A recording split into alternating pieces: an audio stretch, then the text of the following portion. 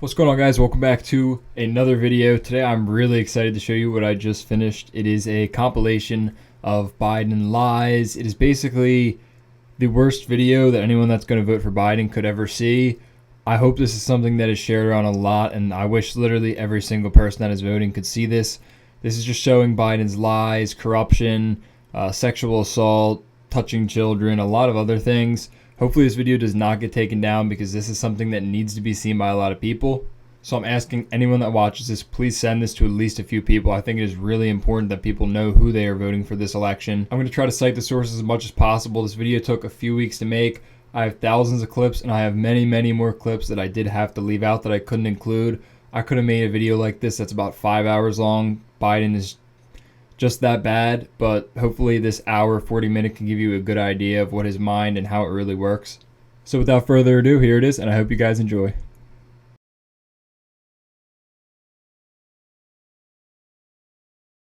Why does Joe Biden make so much stuff up? And will it hurt him against Trump in the general election? There's much talk online, especially among Bernie Sanders supporters, about whether Joe Biden is in cognitive decline, whether he has dementia, why he's so incoherent. Now, I'm no doctor. I'm not going to make a medical diagnosis. Apart from to say that in terms of his speech and his memory, there's clearly undeniably been a lot of decline in recent years. My name's Joe Biden. I'm a Democratic candidate for the United States Senate. But today, forget the weird stuff that Biden says that doesn't make any sense. We hold these truths to be self-evident. All men and women created by you know the thing. Forget all of that, though, and focus on his falsehoods. The fact that he just makes stuff up, that he does seem to be a fabulist. Here are just 5 examples. Number 1, his arrest in apartheid South Africa. The former vice president said 3 times during the month of February alone that he got arrested trying to see Nelson Mandela in prison. I had the great honor of meeting him. I had the great honor of being arrested with our UN ambassador on the streets of Soweto trying to get to see him on Robbins Island. Except it's a lie. Biden himself was forced to fess up on CNN. When I said arrested, I meant I was not able to move. Cops, Afrikaners would not let me go with them, made me stay where I was. I guess I wasn't arrested, I was stopped. To be clear, he didn't misspeak, he didn't misremember, it wasn't a gaffe, it was a lie. And a really bad one, because he even claimed at one point last month that Mandela later thanked him for getting arrested. Number 2, there's the silver star that never was. Over the years, Biden has told a moving but false war story in speeches and at rallies. He did it in New Hampshire last August. This guy climbed down a ravine, carried this guy up on his back under fire, and the general wanted me to pin the silver star on him. I got up there and stand and said, God's truth, my word is a Biden. He stood at attention. I went to pin him. I said, sir, I don't want the damn thing. Do not pin it on me, sir. Please, sir. Do not do that. He died. He died. He didn't pin the medal on the guy, who wasn't a Navy captain. He just made it up. And Biden has told this story time and again over the years, changing the details in it ever so slightly on each occasion. So sorry, it's not a gaffe. It's pure misrepresentation. Then there's Iraq, where the former vice president says he only voted for the war because the Bush administration tricked him. I made a mistake. I said it 14 years ago. I trusted George Bush to keep his word. He said he was not going to go into Iraq. Except Biden was calling for war with Saddam Hussein in 1998. The only way we're going to get rid of Saddam Hussein, and it's going to require guys like you in uniform to be back on foot in the desert, taking taking Saddam down. He also says now that he opposed the Iraq war as soon as it started. From the moment shock and awe started, from that moment, I was opposed to the effort and I was outspoken. A complete fabrication. Here he is several months after the invasion began, praising both the war and George Bush. Some of my own party have said that it was a mistake to go to Iraq in the first place. But the cost of not acting against Saddam, I think, would have been much greater. The President of the United States is a bold leader, and he is popular. Again, Biden just makes stuff up. He makes demonstrably false claims without an iota of shame. Number 4, there's Biden's role in the civil rights movement, which is pretty easy to summarize. He didn't have one. When I marched in the civil rights movement, I marched with tens of thousands of others to change attitudes. And we changed attitudes. When I was about the age of the guy standing over there, I got involved in the civil rights movement. When I was 17 years old, like many of you, I participated in sit-ins to desegregate the restaurants and movie houses of Wilmington, Delaware. I came out of the civil rights movement. I was one of those guys that sat in and marched and all that stuff. He knows it's untrue. Don't take my word for it. Take his. I was not an activist. I was not out marching. I was not down in Selma. I was not anywhere else. Imagine as a white guy lying about your role in the civil rights struggle.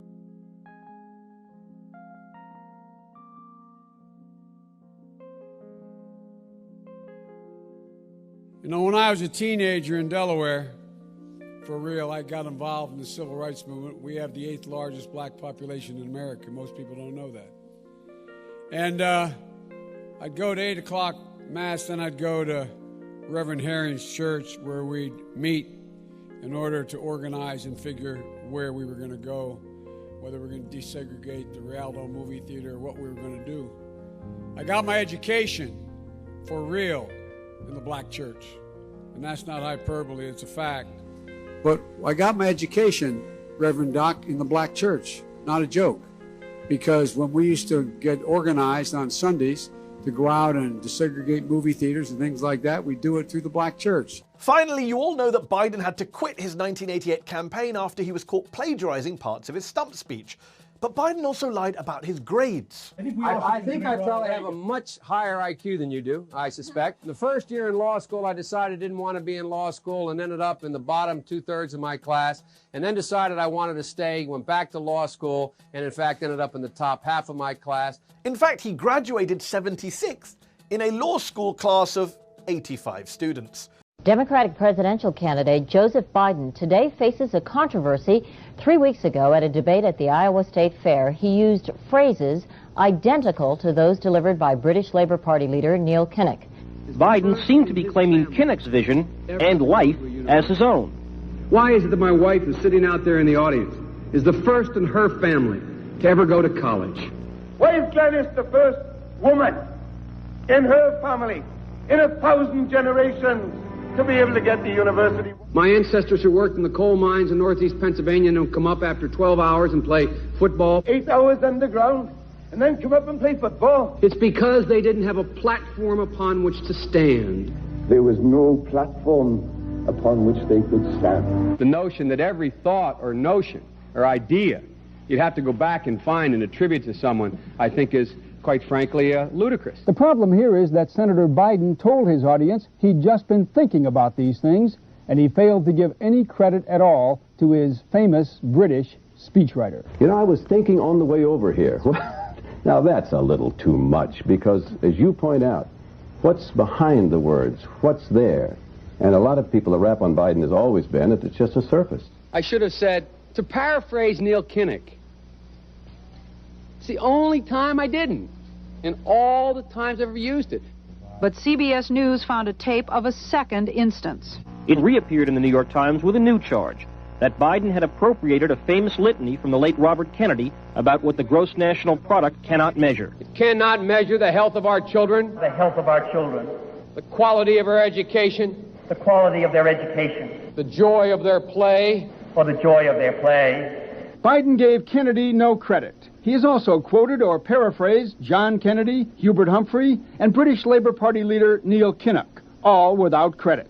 Joseph Biden admitted today that he committed plagiarism when he was in law school. He said it was a mistake, but that it was unintentional. He quoted 5 pages of someone else's work without proper citation. I've done some dumb things, and I'll do dumb things again.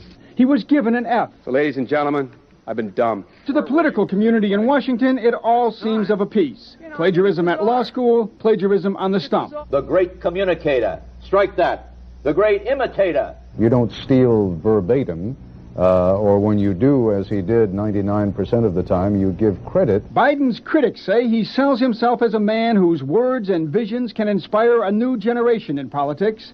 But if the thoughts, phrases, and visions really belong to others, it's a form of false advertising. Is it a wise idea, though, to take something that personal, anyway, from another politician and try and appropriate it to your own campaign? I think it was a stupid thing to appropriate material that was really very personal, that was someone else's. Most people didn't know who he was, you know, Joe Biden, and now they're going to say, oh yeah, he's the guy who plagiarized. That's a lot of people.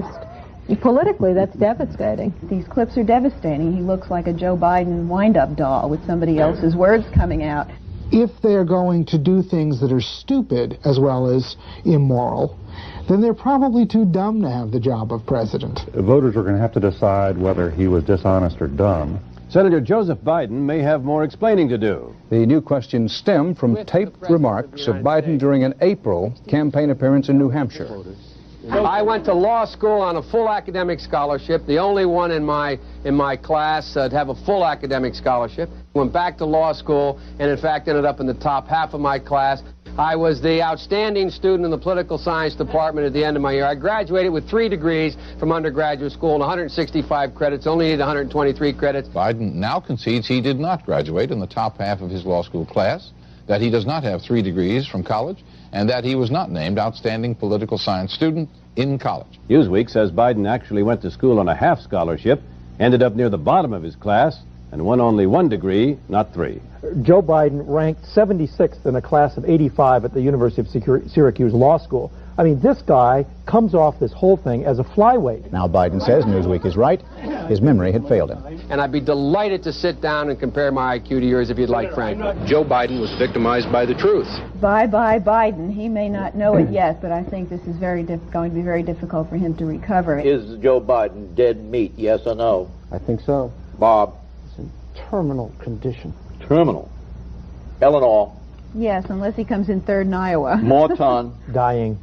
I say dead. We'll be right back. There are critics that suggest you're trying to have it both ways. That is, you want to tell the environmentalist wing of your party that you want to ban fracking, but you're telling workers here in Pennsylvania nothing to fear. I never told the environmentalists that I'm going to ban fracking, period. What about, say, stopping fracking and stopping new pipeline infrastructure? Exactly. You got to transition away from it. Look, you're going to ban fracking all across America right now, right? I would love to. Yeah, I'd love to too. I'd love to make sure we can't use any oil or gas, period. Look in my eyes. I guarantee you, we're going to end fossil fuel. We are going to get rid of fossil fuels. Senator Biden of Delaware.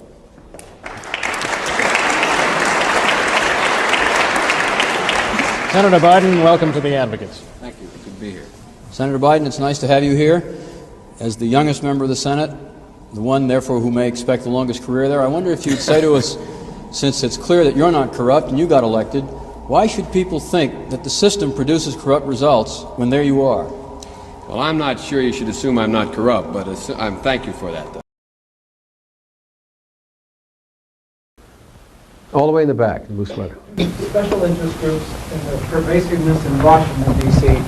really bother me. Do they bother you? They bother me a lot, and that's why I only have raised $10 million.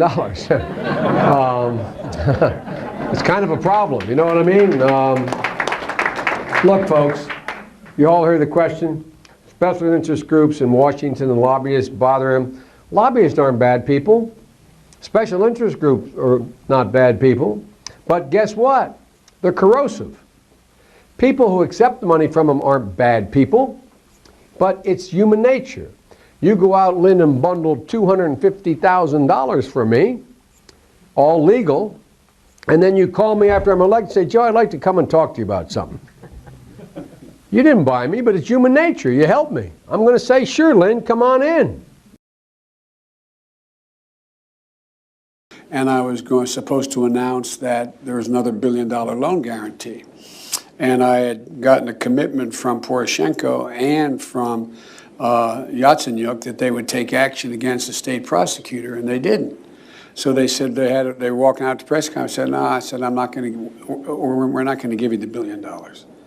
They said, you have no authority. You're not the president. The president said. I said, call him. I said, I'm telling you, you're not getting the $1 billion.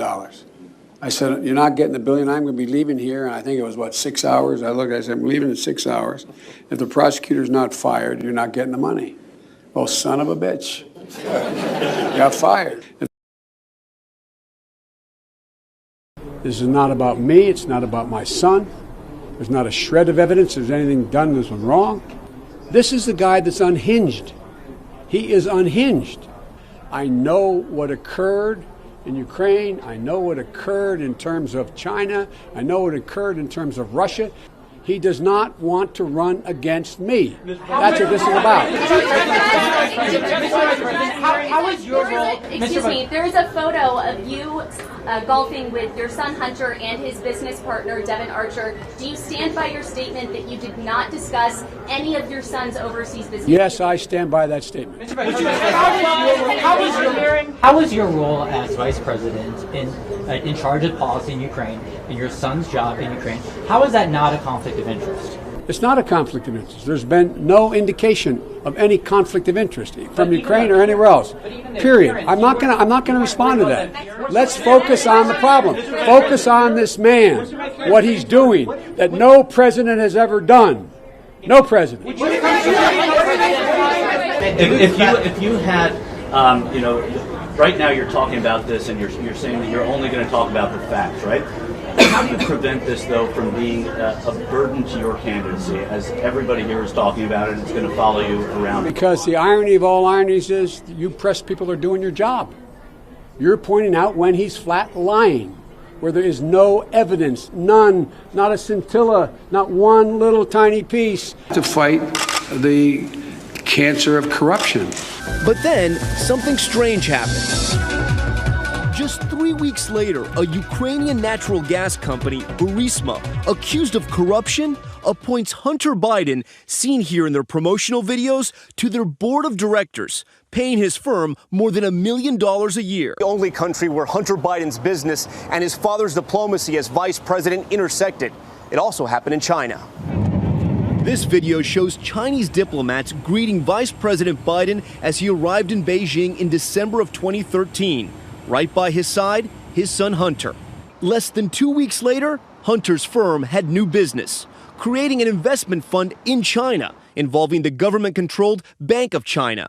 With reports, they hope to raise $1.5 billion. Call with the national security staff of the Office of the Vice President in February of 2015, I raised my concern that Hunter Biden's status as a board member could create the perception of a conflict of interests. How the Obama-Biden State Department had prepared you to answer questions about Burisma and Hunter Biden specifically. You recall that? Yes. Out of thousands of companies in the Ukraine, the only one that you recall the Obama-Biden State Department preparing you to answer questions about was the one where the vice president's son was on the board. Is that fair? Yes. Joe Biden's son, Hunter, is emerging as an issue in the presidential campaign. We're learning new information tonight about a Senate Republican investigation into the younger Biden. Chief Congressional Correspondent Mike Emanuel has details. The 87-page report says in 2015, two senior State Department officials, George Kent and Amos Hochstein, raised concerns to Vice President Joe Biden's office and even with Biden personally about the perception of a conflict of interest regarding Hunter Biden's role on Burisma's board. Quote, despite the efforts of these individuals, their concerns appear to have fallen on deaf ears. And warning of the risk of undermining U.S. policy in Ukraine, quote, officials within the Obama administration ignored the glaring warning signs when the vice president's son joined the board of a company owned by a corrupt Ukrainian oligarch. Senate Republican Chairman Ron Johnson and Chuck Grassley led the report, and no Treasury records show potential criminal activity relating to transactions among and between Hunter Biden, his family, his associates, and foreign nationals. A key Senate Republican calls the findings extremely troubling. There's been a lot done, a lot of interviews. There's a lot to see there, and this is very serious. Are you ready to go? This is a crisis. This is no time for Donald Trump's record of hysterical xenophobia. Biden's son inked a $1 billion deal with a subsidiary of the Bank of China. China is going to eat our lunch? Come on, man. They're not bad folks.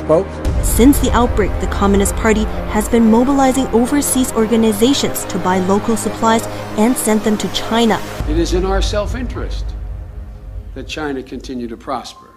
What a beautiful history we wrote together. Banning all travel will not stop it. The president is right. That travel restriction on China, as every public health official we've talked to said, bought the country time. That was a very smart move right there. Hysterical xenophobia. Dear mine. Xenophobia. I complimented him on dealing with China. I'm not going nuts. As Democrats pursue an impeachment inquiry following the president's phone conversations with his counterpart in Ukraine, the controversy is also shining light on Vice President Joe Biden. As we previously discussed, Hunter Biden appears to have benefited from his father's position in the vice presidency. But according to new reporting by The Intercept's D.C. bureau chief, Ryan Grimm, it wasn't just Hunter Biden who cashed in on the former vice president's career. Ryan joins us now to explain more. Great to see you, sir. Good to see you. What do we know? Like, what are the facts here? Because it shouldn't be this confusing, but apparently it is for a lot of people. Well, we know a ton because Joe Biden has been in public. Right. Since, well, 1972 is when he was elected to the Senate, but before that he was a councilman back in Delaware. So people have been covering him and his family for 40 years. And so Joe Biden's elected in 1972. 1973, his campaign manager, his little brother, James Biden, opens up a club in Wilmington with what the papers at the time called extremely favorable loans. So it's just starting very small That's level. junior level stuff. Penny ante stuff. Yeah. He gets these great loans with no collateral. Of course, the club doesn't do well. Joe Biden ends up calling the bank, complaining about the way that they're harassing his brother for the debt collection.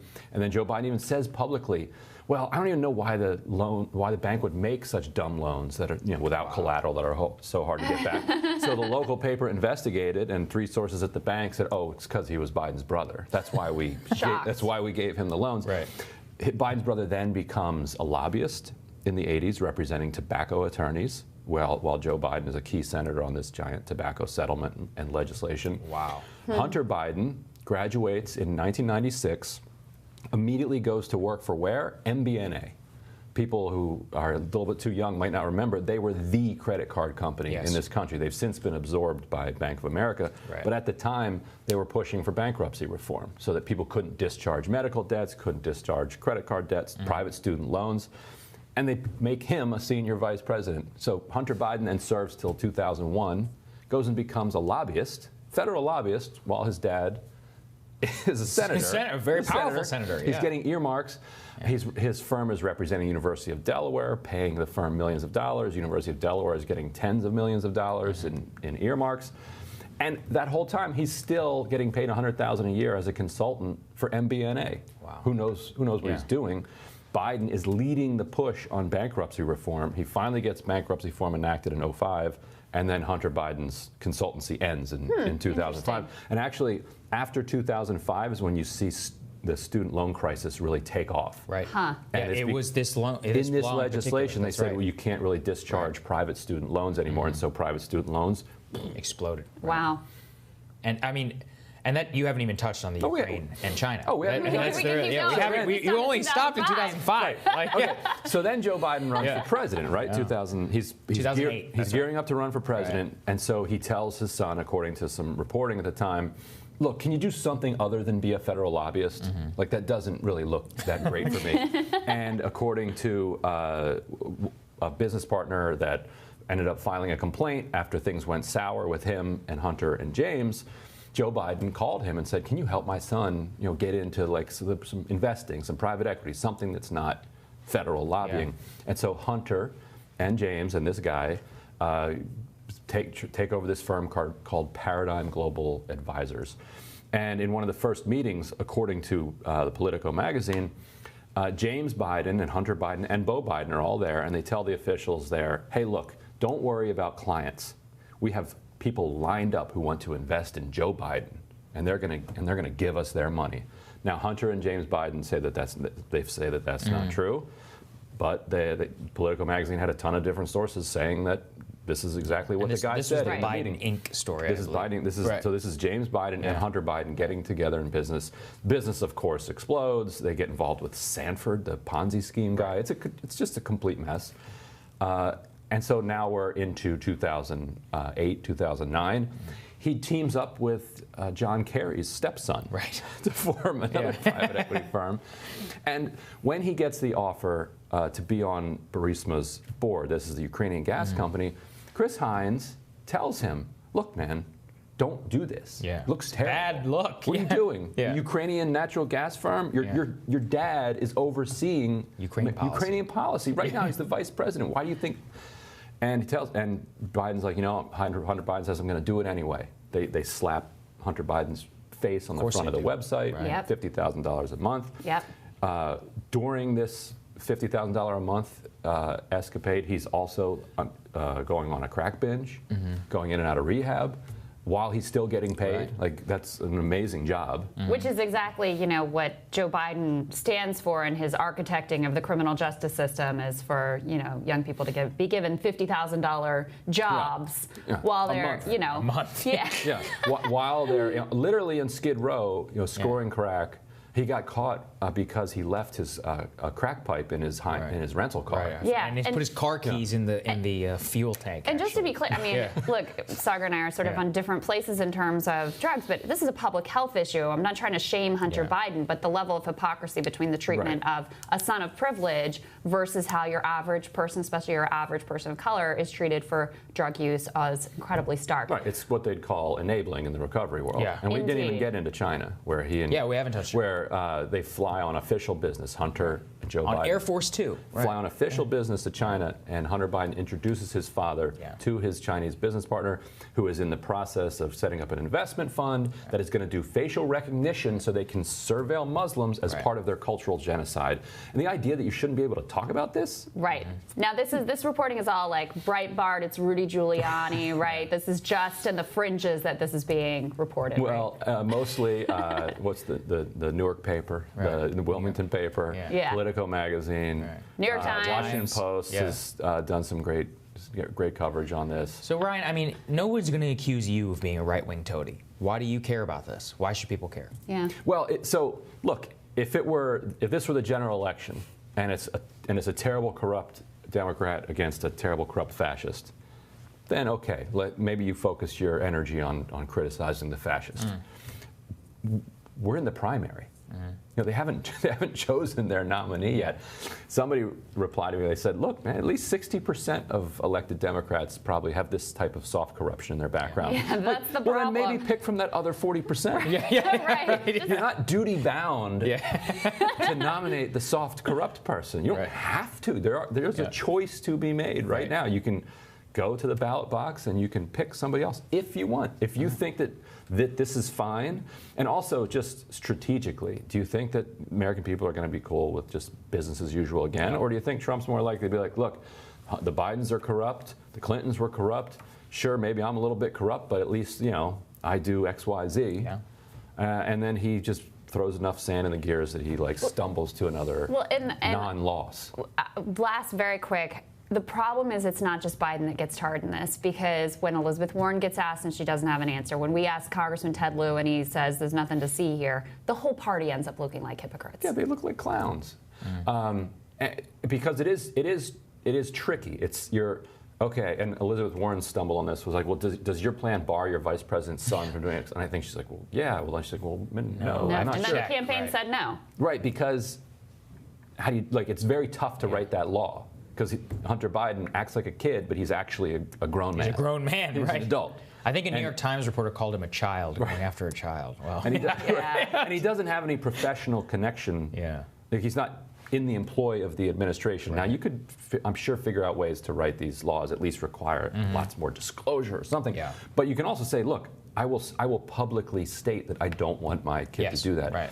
And Hunter says that he and his father talked about it. And he said, I hope you know what you're doing. And he said, I do. Which there's no evidence throughout his life that you should trust him on that. But the Biden camp says, no, actually, they never talked about it. After the steel mills fell, it just all crumbled. I'm third generation. I've worked at a steel mill for a year and a half. And now the steel mill ain't even there. This is just the way of the world. China is an economic rival to the United States. It does export, it does manufacture, and yes, it takes American jobs. We want to see China rise.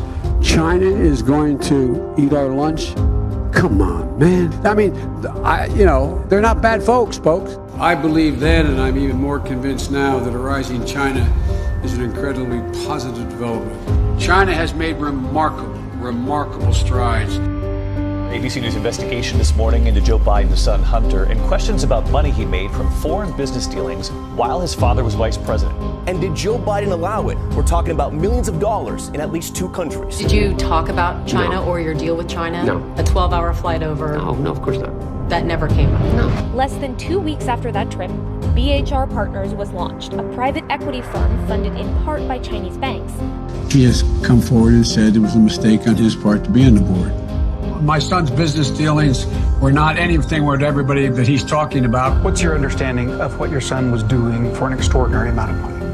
I don't know what he was doing. I know he was on the board. Hunter Biden holds an equity stake in a company that's taken over $1.5 billion in loans from the Chinese government. This is obviously an issue. What they said is China would prefer Joe Biden. China and Iran. China and Iran. China and Iran want to see Donald Trump's defeat, and they're looking for ways to make that happen. China's a great nation, and we should hope for the continued expansion. Growth of China is overwhelmingly in our interest, and there's much more to come. And now the steel mill ain't even there. We're going to begin with you, Vice President Biden, for this part.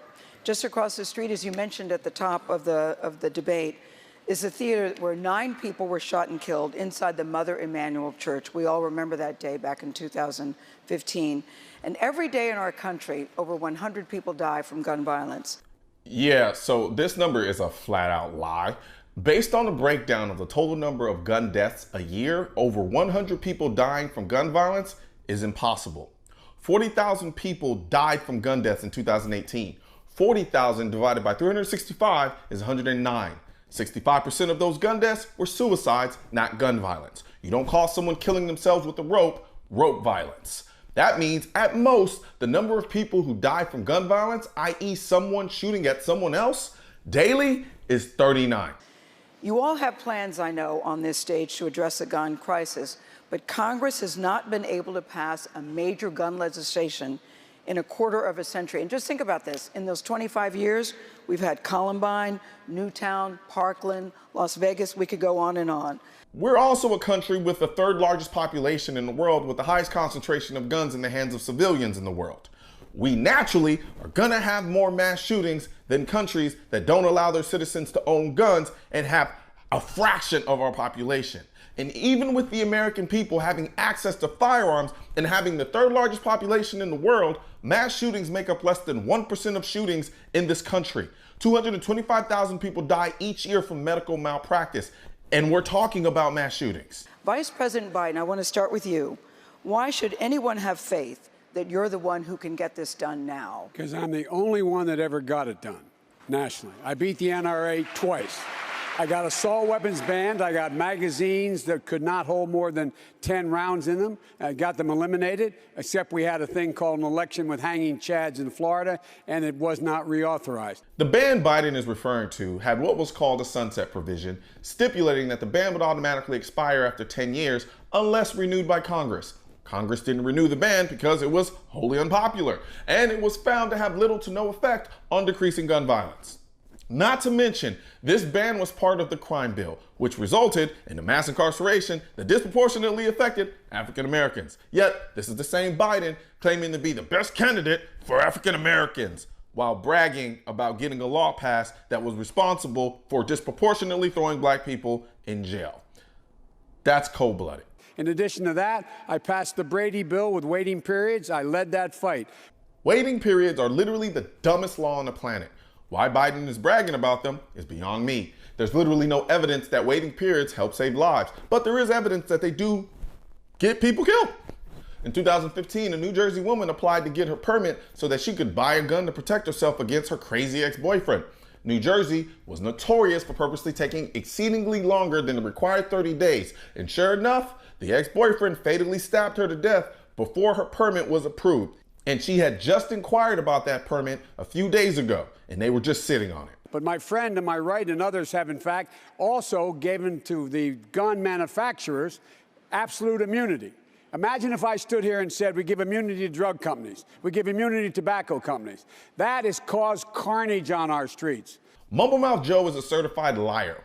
Gun manufacturers don't have absolute immunity. If a gun manufacturer puts a defective gun on the market that results in a death, they can be sued. However, you can't sue a gun manufacturer because someone used their gun to kill someone.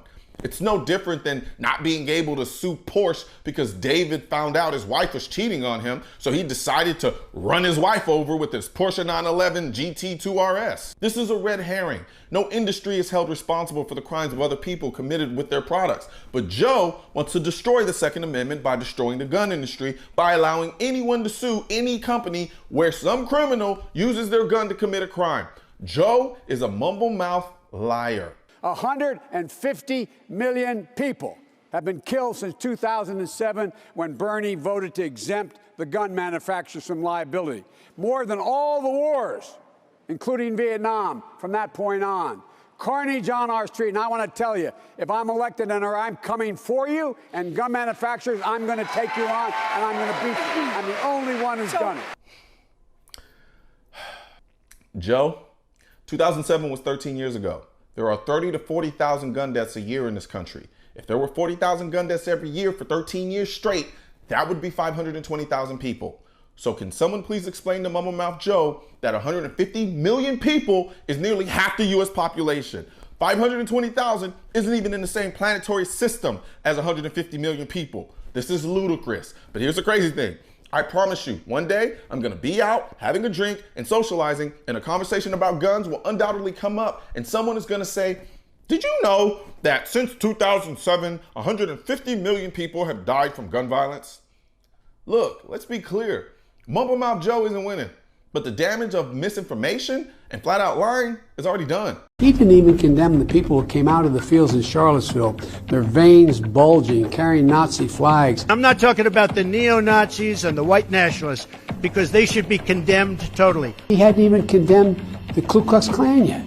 Racism is evil, and those who cause violence in its name are criminals and thugs, including the KKK, neo-Nazis, white supremacists, and other hate groups that are repugnant to everything we hold dear as Americans. When has he spoken up about peace and unity? America desperately needs unity, and it needs the spirit of togetherness. I stand before you as a friend and ally to every American seeking justice and peace. Healing, not hatred, justice, not chaos, are the mission at hand. Now is the time to find the courage to answer hatred with unity, devotion, and love. He said nothing about the pandemic. Did you hear him talk about it at all? Many Americans, including me, have sadly lost friends and cherished loved ones to this horrible disease. As one nation, we mourn, we grieve, and we hold in our hearts forever the memories of all of those lives that have been so tragically taken. So unnecessary. In their honor, we will unite.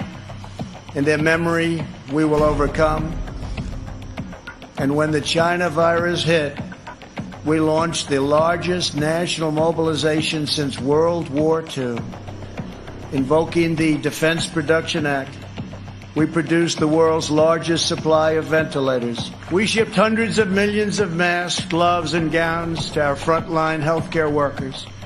To protect our nation's seniors, we rushed supplies, testing kits, and personnel to nursing homes. We gave everything you can possibly give, and we're still giving it because we're taking care of our senior citizens. We developed a wide array of effective treatments, including a powerful antibody treatment known as convalescent plasma that will save thousands and thousands of lives. Most importantly, we are marshaling America's scientific genius to produce a vaccine in record time. We will have a safe and effective vaccine this year, and together we will crush the virus. Something else he did is he renegotiated NAFTA. He did. He renegotiated NAFTA. Now, when you ran for president and when Barack Obama ran for president, you both said you would renegotiate NAFTA. You didn't. He did.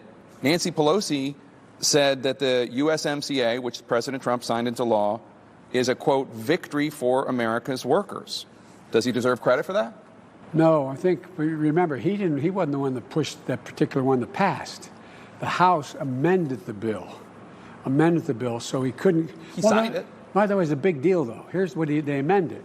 He was giving pharma a way out, giving them a gigantic break, just like he's doing now with pharma. They're building plants overseas and getting tax breaks for it. That's what it was about with him, and they said, no, we're not going to do that. We're not going to do. He renegotiated NAFTA, and you didn't. Is the point? I mean, because we had a Republican Congress that wouldn't go along with us renegotiating it. But doesn't he deserve some credit for that? It's better. The USMCA is better than NAFTA. It is better than NAFTA, but look what they. I'm announcing my support for NAFTA. I'm supporting NAFTA because I think it is a positive thing to do. Both the arguments for and against NAFTA are vastly overblown. Some jobs got lost, but again, NAFTA wasn't the problem. I do not pretend to be an expert on international trade matters. See, my problem is I voted for NAFTA. I will take responsibility. I won't blame others. NAFTA was a failure, and they point squarely at you for having been supportive of NAFTA. What I say to that is, number one, the Bush administration did not keep its commitment on NAFTA. I want to thank Rich Fitzgerald, the Allegheny County Executive, for being here, and all my time in public life from since I've gotten involved. The country wasn't built by Wall Street bankers, CEOs, and hedge fund managers. If the enterprise hit hard times, everybody took a hit. Union workers, the UAW, took incredible cuts in their future and their pensions and the left to get GM working. They also got that last year and try to cut wages or freeze wages for their people. Right today, the same is happening in big hospital systems. I think we have to rethink how we define what constitutes a successful economy. Folks in America don't think their children are going to have the same standard of living they had.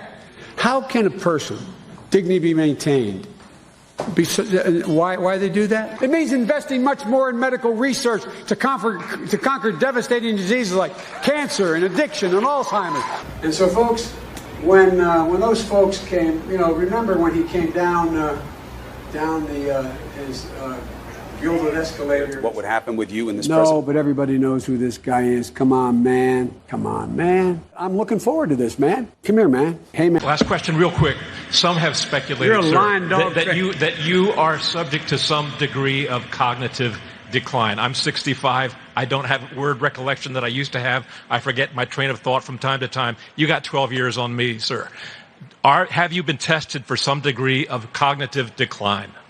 I've been tested, and I'm constantly tested. Look, all I got to do is watch me, and I can hardly wait to compare my cognitive capability to the cognitive capability of the man I'm running against. Thank you so much.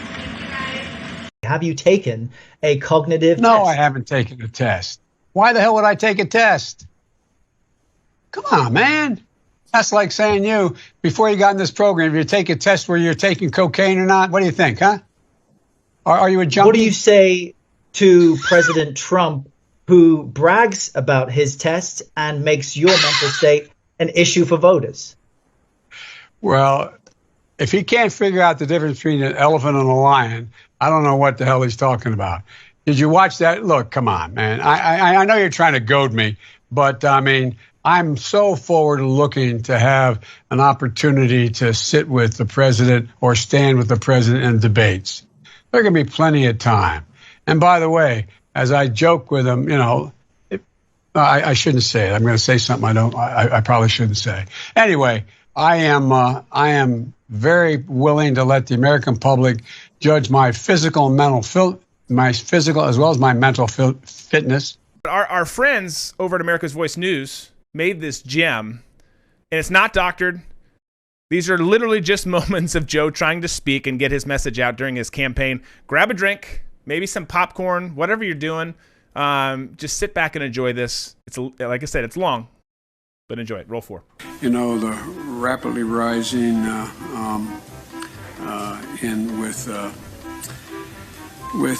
don't know. Why doesn't he just act like a president? That's a stupid way to say it. You know, Donald Trump was asked on. Sorry. Go ahead. No, probably best I don't know what I was going to say. Look, tomorrow's Superstar Tuesday, and I want to thank you all. I tell you what, I'm rushing ahead, aren't I? I would eliminate the capital gains tax.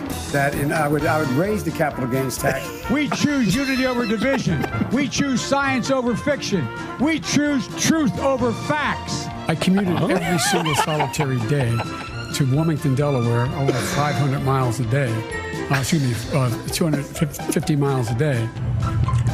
All right, Chuck. Thank you very much. All right.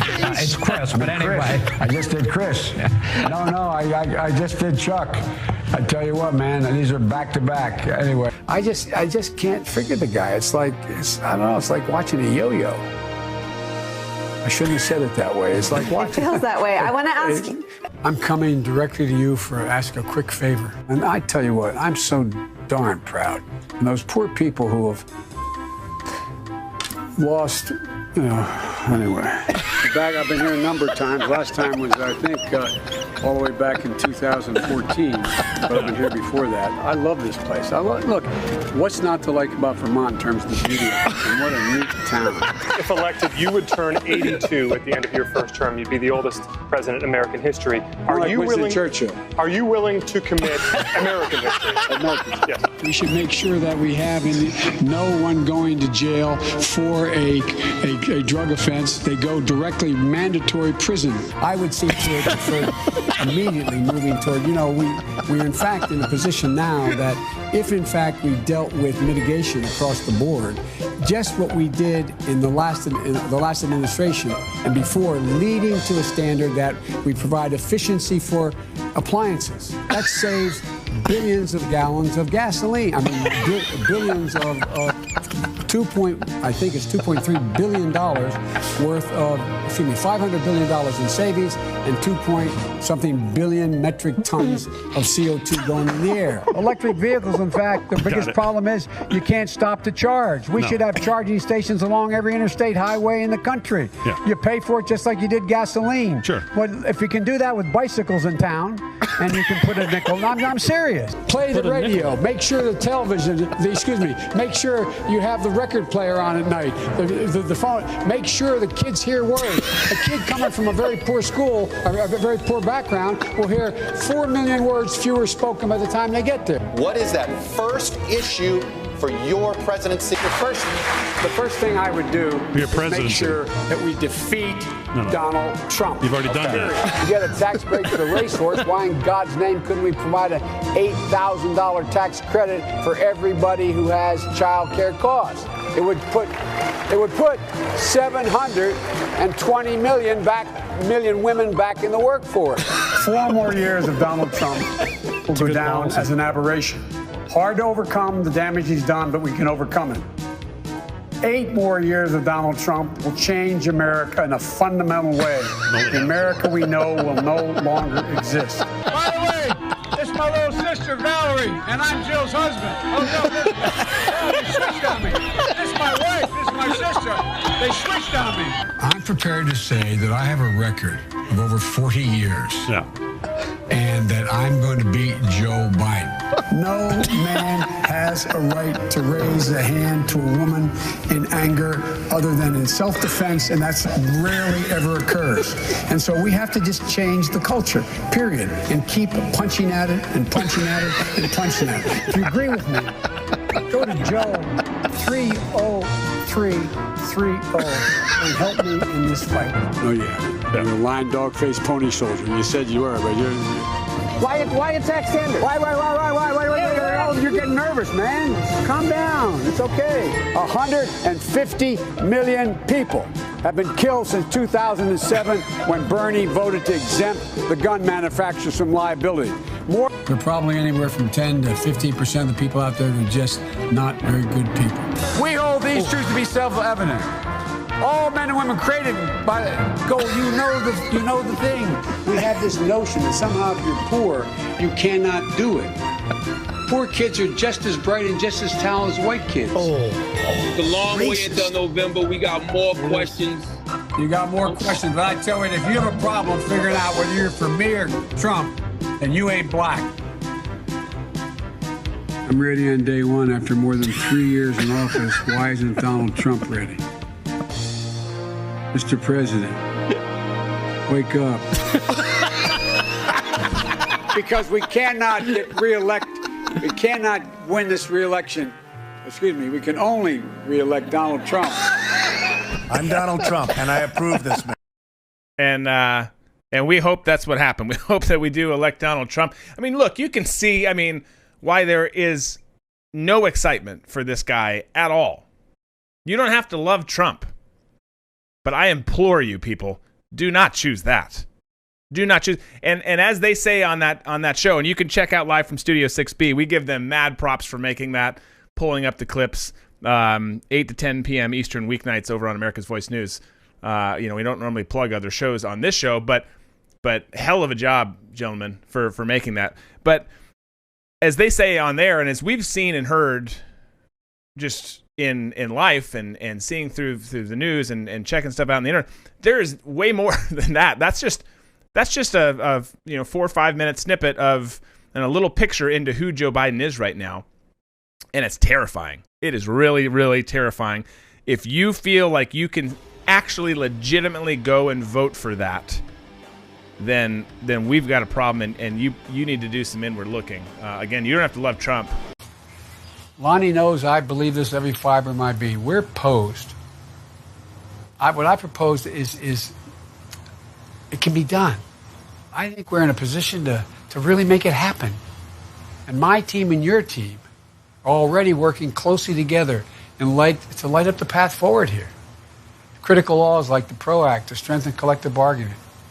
On politics like prevailing and look, I guess I'm taking too much time, but the rapidly rising I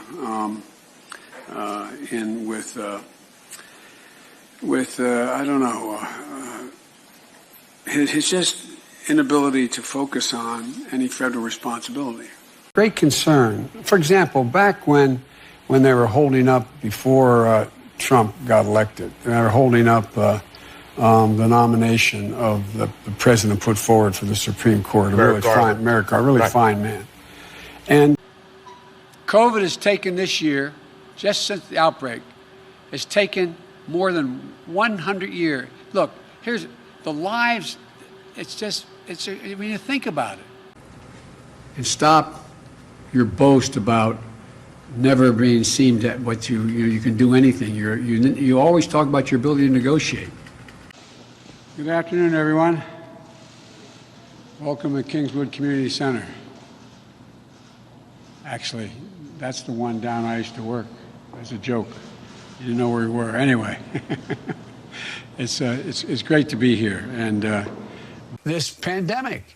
The pandemic is that the president has no intercourse whatsoever with the rest of the world on dealing with these things. We led, like Barack Obama led in the in the pandemic that occurred when we were in office. It was kept in Africa. We organized the world. Yeah. We put things together. Look, you have entire generation of young people beginning back in 2000 when the attack occurred on 9/11 that in fact have been behind the 8 ball from the time they got out of school, whether it was high school or college. We ended up in a situation where we had the Great Recession. People who, if you change the tax rate, it went from 38% to 21%. If you just send it back to 38%, down if you 36% 28%. That's what we started to try to do. I offered him a 10-point plan I called the Make Work Checklist. And one of the things that I think we keep coming back to, and I've spent this morning talking to the docs that used to work with Sanjay in our last administration and heads of other entities, it gets down to testing. It's about testing, tracing, and treatment. And still we're way behind on the testing piece. And I don't quite understand why we're taking so long to do the kinds of things that have to be done. There's during World War too, where Roosevelt came up with a thing that was totally different than he called it the World War II. He had the War Production Board.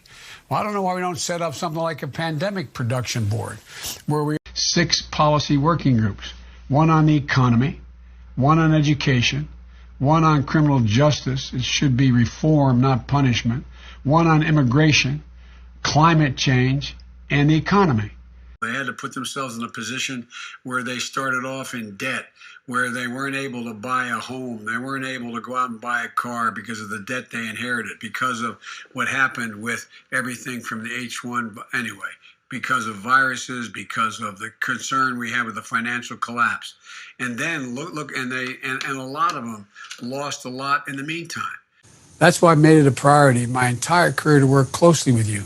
From the time I got to the Senate 180 years ago, as well as my tenure as vice president. For example, the Paycheck Protection Act.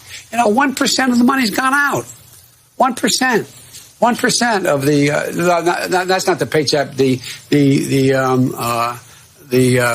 bill for small businesses. Lending. Main Street lending. 1%'s gone out. Let me put my list here. Everybody's sitting. Okay. ABC, Mary. If Donald Trump has his way, the complications from COVID-19, which are well beyond what they should be. It's estimated that 200 million people have died, probably by the time I finish this talk. If the president had done his job from the beginning, all the people would still be alive. All the people, I'm not making this up, just look at the data. Look at the data. And then we're now being told there's going to be I pray to God there's a vaccine tomorrow that could be available to everyone. The administration has been critical of the way you, when you were vice president, were dealing with China. I guess I want to ask you, do you think that this is going to, in fact, be a major issue? And are you vulnerable on this issue at all because of your son's business dealings in China? No, I don't believe so at all. My son's business dealings were not anything with everybody that he's talking about, not even remotely, number one. Nothing to do with me, number two. And the other one is, we had a picture taken a couple years ago of all my girls and my grandson before we had our last grandson.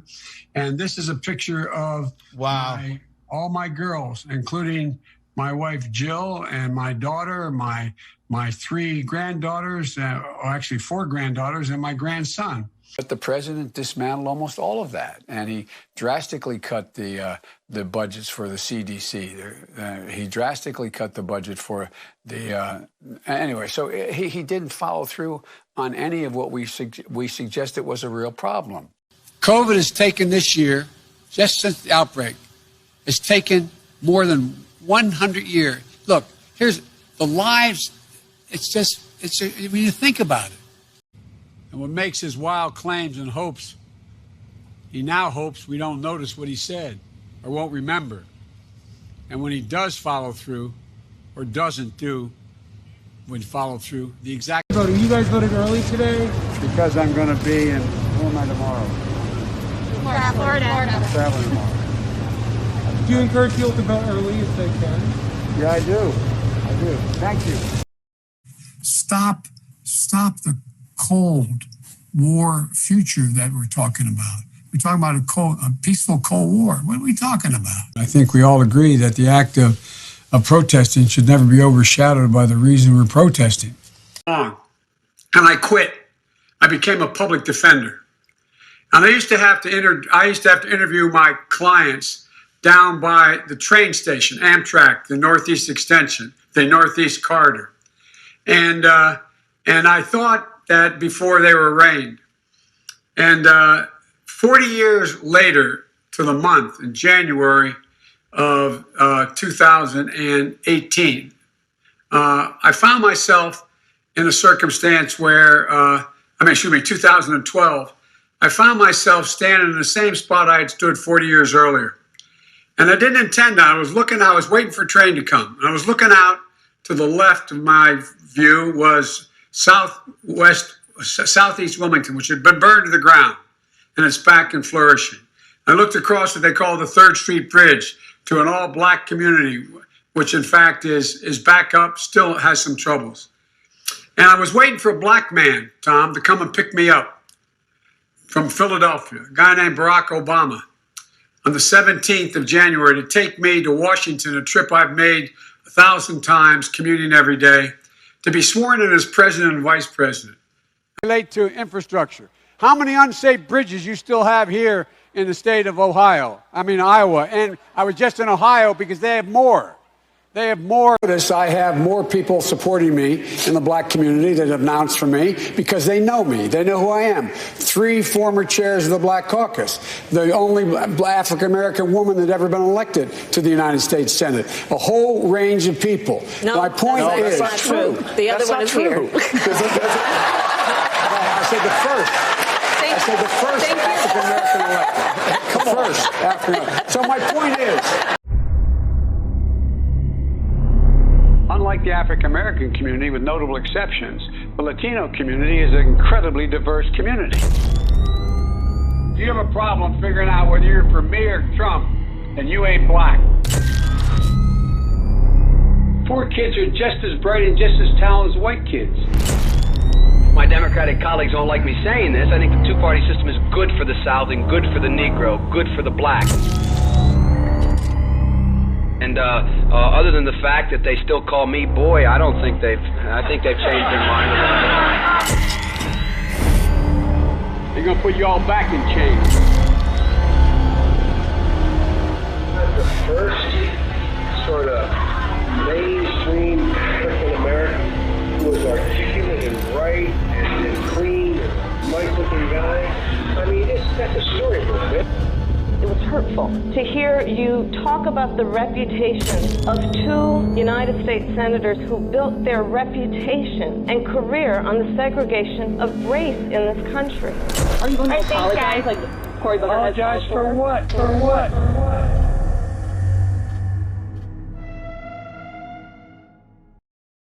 To coddle the reputations of segregationists, of people who, if they had their way, I would literally not be standing here as a member of the United States Senate, is, I think, it's misinformed and it's wrong. Does he apologize for that? He's going to have to make that decision. But, let's be very clear that the senators that he is speaking of with such adoration are individuals who made and built their reputation on segregation.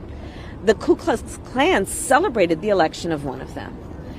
So this is a very serious matter. We talk about the Biden-Harris tax plan, a hefty price tag at that, more than $4 trillion. When you take a look at some people who may say that's sticker shock to them. Well, first of all, the sticker shock is not a $4 trillion, whatever the number was, in increased taxes. But even Dr. King's assassination did not have the worldwide impact that George Floyd's death did. This guy's whole idea of America on its own is meant America alone. We're out there by ourselves. One man stands ready to deliver change we desperately need. A man I'm proud to call my friend. A man who will be the next president of the United States, Barack America. Forward. I'm not going to be a mule. I got something to do. I got to go do boom, boom, boom. Hillary Clinton is as qualified or more qualified than I am to be Vice President of the United States of America. Let's get that straight. And quite frankly, it might have been a better pick than me, but she's first rate. I know I'm called middle class, Joe. It's not meant as a compliment. It means I'm not sophisticated. I want to be clear. I'm not going nuts. You're a damn liar, man. That's not true. I can get things done. That's why I'm running. And you want to check my shape on it, let's do push-ups together here, man. Let's run. Let's do whatever you want to do. To the words united. To the number 30330. 30330. Or 303-330. Or BOO. Wait. But you got it. That saves billions of gallons of gasoline. I mean, billions of I think it's $2.3 billion worth of, $500 billion in savings and 2-point-something billion metric tons of CO2 going in the air. Well, folks, eliminate one tax loophole out of $1.6 trillion worth, $1.4 trillion worth. Out of $1.4 billion. It's hard to even say it, it's so much. And by the way, it's cost a lot of money. It cost about $740 billion over 10 years. Now is the time to heed the timeless advice from Teddy Roosevelt. Speak softly and carry a big stick. End of quote. I promise you, the president has a big stick. I promise you. Joe, you want to administer the oath? Am I doing this again? My memory is not as good as Justice Roberts, Chief Justice Roberts. We have this notion that somehow if you're poor, you cannot do it. Poor kids are just as bright and just as talented as white kids. Wealthy kids, black kids. In Delaware, the largest growth in population is Indian Americans moving from India. You cannot go to a 7-Eleven or a Dunkin' Donuts unless you have a slight Indian accent. I'm not joking. Chuck Graham, state senator's here. Chuck, stand up, Chuck. Let him see you. Oh, God love you. What am I talking about? I tell you what, you're making everybody else stand up, though, pal. Thank you very, very much. His mom lived in Long Island for 10 years or so. God rest her soul. And although your mom's still alive as your dad passed. God bless her soul. I agree that everybody, once they, in fact, anyway, my time's up. I'm sorry. Thank you, Vice President. Look what's going on in Venezuela right now. What are we doing? We're being irresponsible. I'm the guy that put together Plan Colombia. Straightened that government out for a long while. Now what's happening? Millions of people are crossing the border, destabilizing Bolivia. Already destabilizing the Amazon, but, Brazil. Dealing with what's going on in Colombia. And what are we doing? We're sitting here with our thumb in our ear. Why do we think populist movements occur? All the talk the last 20 years about driving down the rationale for unions. All of a sudden, this phrase, everybody's been woked. Well, guess what? The rest of the working class people in America have been awakened and realized, whoa, why? Because I work at a fast food restaurant that I have to sign an agreement that I will not compete, a non-compete agreement, that I will not go across town to another fast food restaurant and try to get a raise. What in the hell is that about? I think up to 5 killed, and we're talking about loosening access to have guns, be able to take them into places of worship, store them in school. I mean, it's just absolutely irrational. It's totally irrational. And it's all about special interest, and it has to stop. It has to stop. The idea that we don't have elimination of assault-type weapons, magazines that can hold multiple bullets in them, is absolutely mindless. It is no violation of the Second Amendment.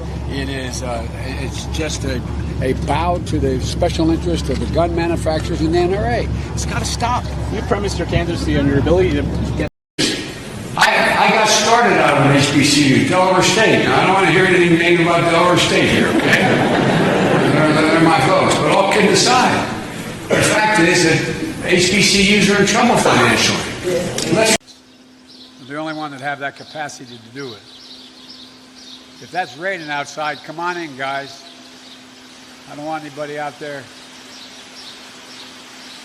Are you guys in the rain? Or is that not rain? I thought that was rain. It is? You guys can come on in. Don't stay out there. But look, determination, resilience, and grit. Please welcome Vice President Joe Biden.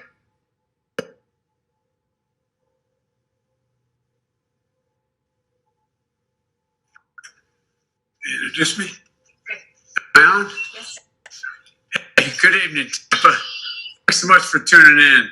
I wish we could have done this together and it gone a little more smoothly, but I'm grateful we were able to connect virtually. And what people drastically underestimate is the impact on the mental health of people who now everything is complicated. Not only is the healthcare piece, but people don't have a job, people don't have anywhere to go, they don't know what they're going to do.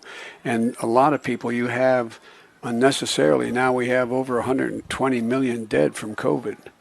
Well, you've been with me for a long, long time. I'm a lifetime member, and I got educated by the NAACP starting back in 1970 as a congressman. We were as a councilman.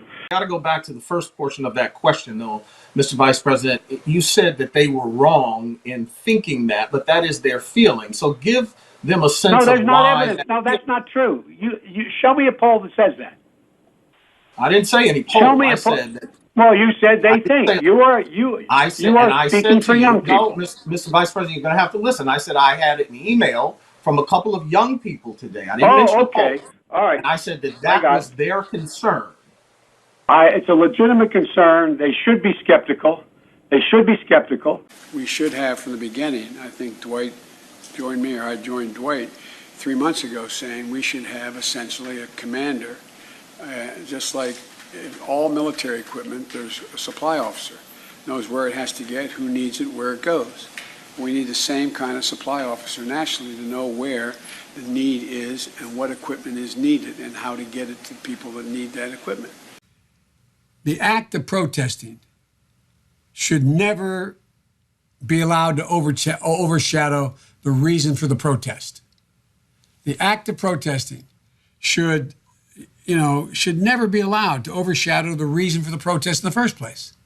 And what I worry about tomorrow night in Wilmington, for example, there's a lot of really good people. I'm going to be out. I'm not going to be here. I'm going to be up in Pennsylvania. But tomorrow night, what I worry a little bit about is you and many others are going to be out there protesting legitimately for change. But we can't allow the protesting to overshadow the purpose. That first visit came amid a debate in the United States of America, similar to the one that exists today, about how to view China's emergence. Let me be clear.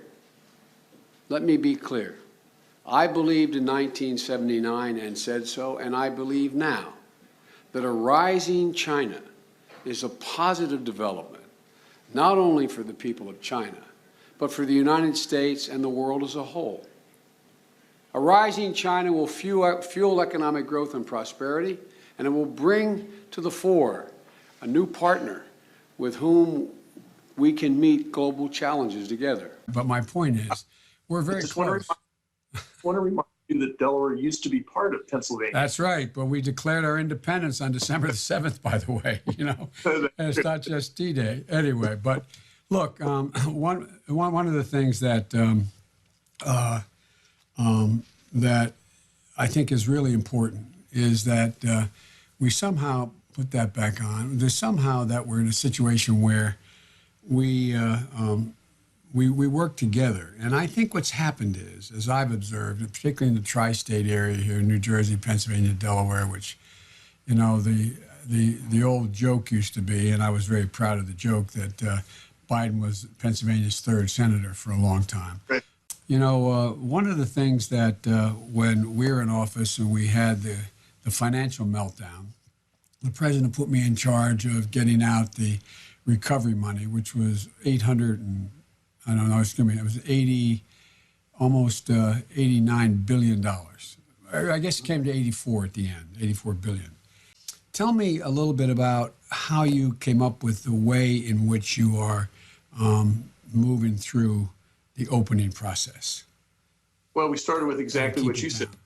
It's a big state. We have 67 counties, and they are all very different. So what is good in southeastern Pennsylvania is very different. And every year from the time as long as I can remember, since the early 70s, I've gone to the Bridge. That's the place where we have a major event every year. that, I mean, we should be we should become the net exporter of the new technology by investing the $40 billion in the $400 billion I'm proposing in research and development for new ways to absorb carbon, new ways to, make sure that we can have a system nationwide that can transmit coal and wind across the country. But we're not investing in those things, Joe. We're not investing in any of it. They all create jobs. The biggest employer, fastest growing employer, is in the area of solar and wind. And we're going to create a new bio-based multi-manufacturing job environment to deal farmers in on the benefits of a changing economy. We have a chance to institutionally change the way this economy functions once we get by this god-awful pandemic.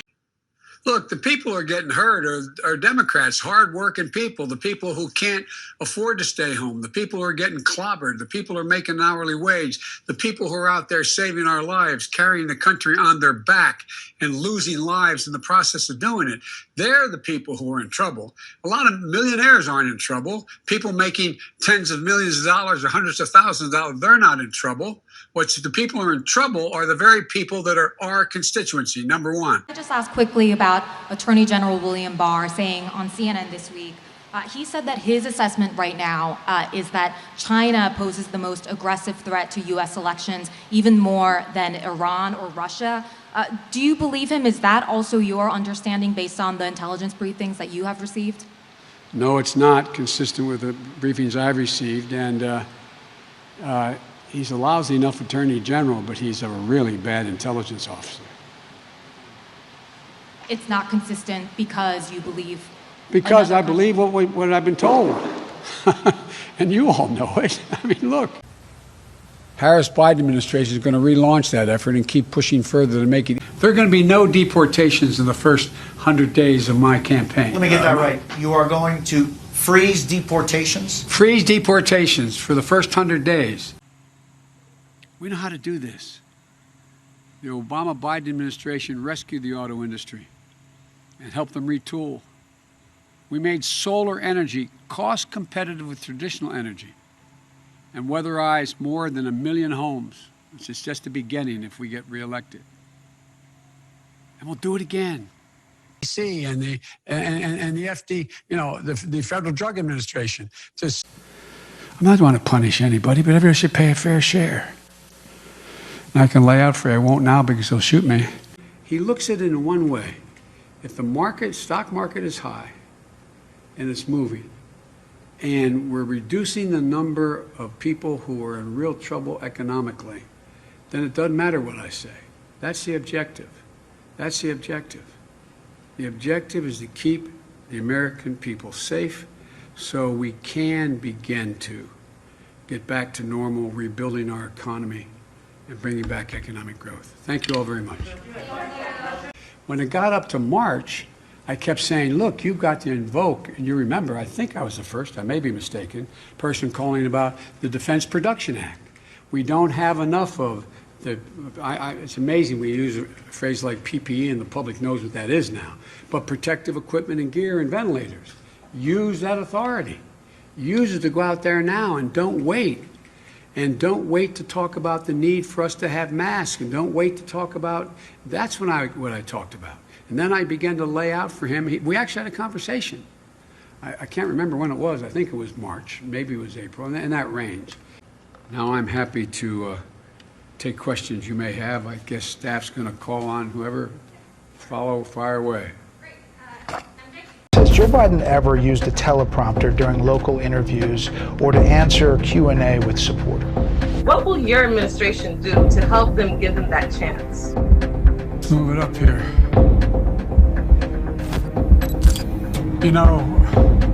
There used to be a basic bargain. Joe Biden possibly, reading his responses from a teleprompter. Social distancing and wearing masks, which I never do when I walk outside of this house. I never fail to do. Now, one day, on day one. Has Joe Biden ever used a teleprompter during local interviews or to answer Q&A? It's trying to distract the American people. Can you say yes or no, Brett? Yes or no? You can't answer the question. rapidly rising I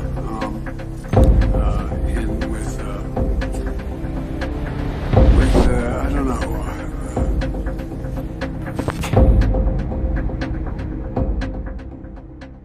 I've spent a fair amount of time when I was vice president with President Xi because the president wanted me to get to know him. He's no Democrat with a small d at all. But here's the deal. I made it real clear. So if you scrap those tariffs, what do you want in return? Or are you just going to scrap them without any concessions? No, here's the deal. The question is, what is the appropriate behavior that they have to engage in international trade with us? And they have to play by the international rules. And what we have done is we have disarmed ourselves. We make up 25% of the world's economy, but we poked our finger in the eye of all of our allies out there. The way China will respond is when we gather the rest of the world that in fact believes in open trade and making sure that we're in a position that the world that we deal with WHO the right way. That in fact that's when things begin to change. That's when China's behavior is going to change. Laid out the most detailed plans on the economy and on issues relating to healthcare and the rest of any president in modern history. I mean, it's awful detail. If I'm elected and this passes, I'm going to be good to go down as one of the most progressive presidents in American history. And the way we pay for it is by rolling back unproductive tax cuts. Some of the $2 trillion tax cut the president put through. The irreversible steps we'll take to mitigate and adapt to the climate change and put our nation on the road to net zero emissions no later than 2050. So let's not waste any more time. Let's get to work now. Now. Thank you.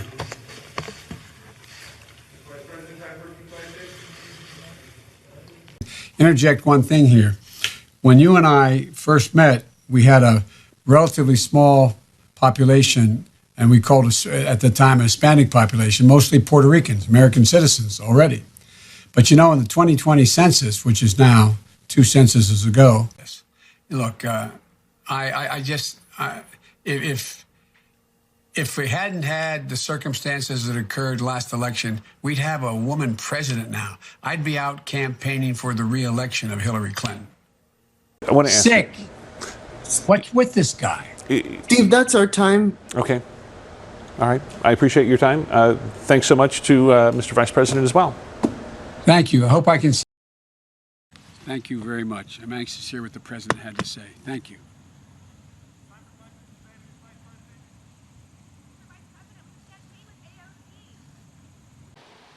To fund Social Security and eliminate Obamacare in the middle of a pandemic.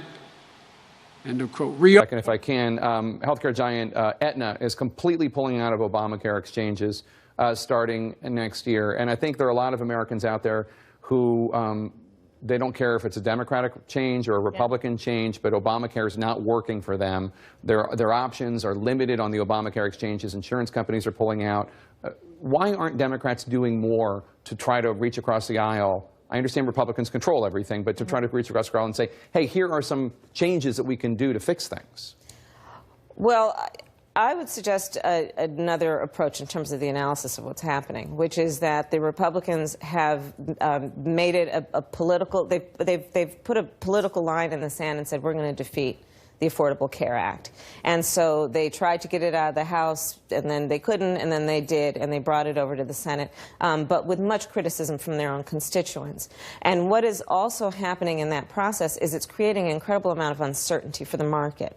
It's creating an uncertainty for the insurance industry and all who are a part of that whole system of delivery of health care in our country. And we're going to see fallout because of that inconsistency and the uncertainty. But they were pulling out, with all due respect, they were pulling out of the exchanges long before Donald Trump became president. Right, but there's no uncertainty about what the system will be because the Republicans are just not letting this go. And again, What's the most important thing you want to tell him to do right now? Well, it hadn't happened. I'm happy to talk to him, and I just tell him what we found is important to do when we went through not as bad, but a similar crisis, and that is to you have to move swiftly, and we have to move more rapidly. You have to implement the Defense Production Act, empower supply commander. I'm the only guy that's beaten the NRA, and my state is a big gun-owning state because of hunting. I'm the only guy that's beaten them twice. I got assault weapons banned for 10 years. It had to be reauthorized because of hanging chads in Florida. The last president said, no, I'm not going to reauthorize it. It does say we, the people, in order to form a more perfect union. We hold these truths to be self-evident, that all men, we've never Georgia, Florida, even in Texas, but I'm going to spend my life campaigning for other Democrats. In 2018, I campaigned for in 24 states for over 65 candidates. You know, I had the job of getting out $84 billion in 18 months in the Recovery Act. We had an inspector general I work with once a week to look at everything we did, exactly where the money went, who got the money, who was responsible for it, and how it was being spent. So we kept an eye on it. Well, the only thing we can do about it is be prepared. We have a whole group of lawyers who are going out to every voter registration physician in the states, the secretaries of state, making sure that they, in fact, have a game plan as to how they're going to allow the voting to take place. Anybody who could go down 300 to 3,000 feet in the mine, sure and hell can learn how to program as well. Give me a break. Anybody who can throw coal into a furnace can learn how to program, for God's sake. Kate Ernest has the next question. She asks, do you believe that banning certain weapons and high-capacity magazines will mean that law-abiding citizens will then become more of a target to criminals, as we will have no way to sufficiently protect ourselves? That was a sentiment that came up again and again. Is this Parents Magazine? It is. I have Parents Magazine in my home. I've never heard anybody in Parents Magazine ask these kinds of questions, but I'm delighted to answer them. First of all, the idea that, repeat the last part of the question, please. So she's asking if a ban goes into effect on certain kinds of weapons and high-capacity magazines. And what's her name? Kate. Kate, if you want to protect yourself, get a double-barrel shotgun, have the shells, a 12-gauge shotgun, and I promise you, as I told my wife, we live in an area that's wooded and somewhat secluded. I said, Jill, if there's ever a problem, just walk out on the balcony here or walk out, put that double-barrel shotgun and fire 2 blasts outside the house. I promise you, who's ever coming in is not going to, you don't need an AR-15. It's harder to aim, it's harder to use, and in fact, you don't need 30 rounds to protect yourself. Buy a shotgun. Buy a shotgun. I watched what happened when the kids from Parkland marched up to, and I met with them, and then they went off to up on the hill when I was vice president. They went off the hill to go into those neighborhoods. All those congressmen were like, no, I'm not here. I'm not here. Don't tell them I'm around. Watch what happened when those kids from Parkland came up to see me when I was vice president. They went into and some of you covered it. The issue with that statement is Joe Biden had moved out of the Naval Observatory more than a year before the mass murder at Parkland. Unchain Wall Street. They're going to put you all back in chains. You got to help us. We got to finish what Obama started. We got to finish this recovery. We need you to stand with us. We need us to go out there and make sure, ladies and gentlemen, that with you, and I mean this, with you, we can win North Carolina again. And if we do, we win the election if we win you. No sense of science, no sense of responsibility. And I just really, it really worried me that he was both unqualified and incompetent to deal with something like this. It's not anything he's ever dealt with. Now, these viruses, you know, George, they have no borders. You can't build a wall. You can't you can't have, people at the border trying to stop it. It's beyond that capacity. You have to know what's coming, where it's coming from, and how to deal with it. And that's why, for example, calling out the retired medical personnel from the United States military who are raising their hands saying, we'll go in and help. The University of Pennsylvania, where I taught, where they graduated all their med students early so they could now go in and help in hospitals now. There's an urgent. The president has been critical of the administration of you, President Obama, and you, saying that they inherited, antiquated guidelines, and also there are other experts who did warn after 2009 that medical equipment like life masks, that the masks were depleted after the swine flu outbreak. Should the Obama administration have done more to replenish the supplies in preparation for future outbreaks?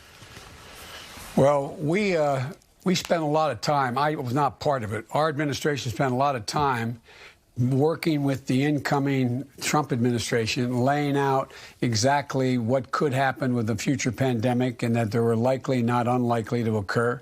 That it does not. Pandemics don't, get stopped by walls being built. They cross borders quickly and easily.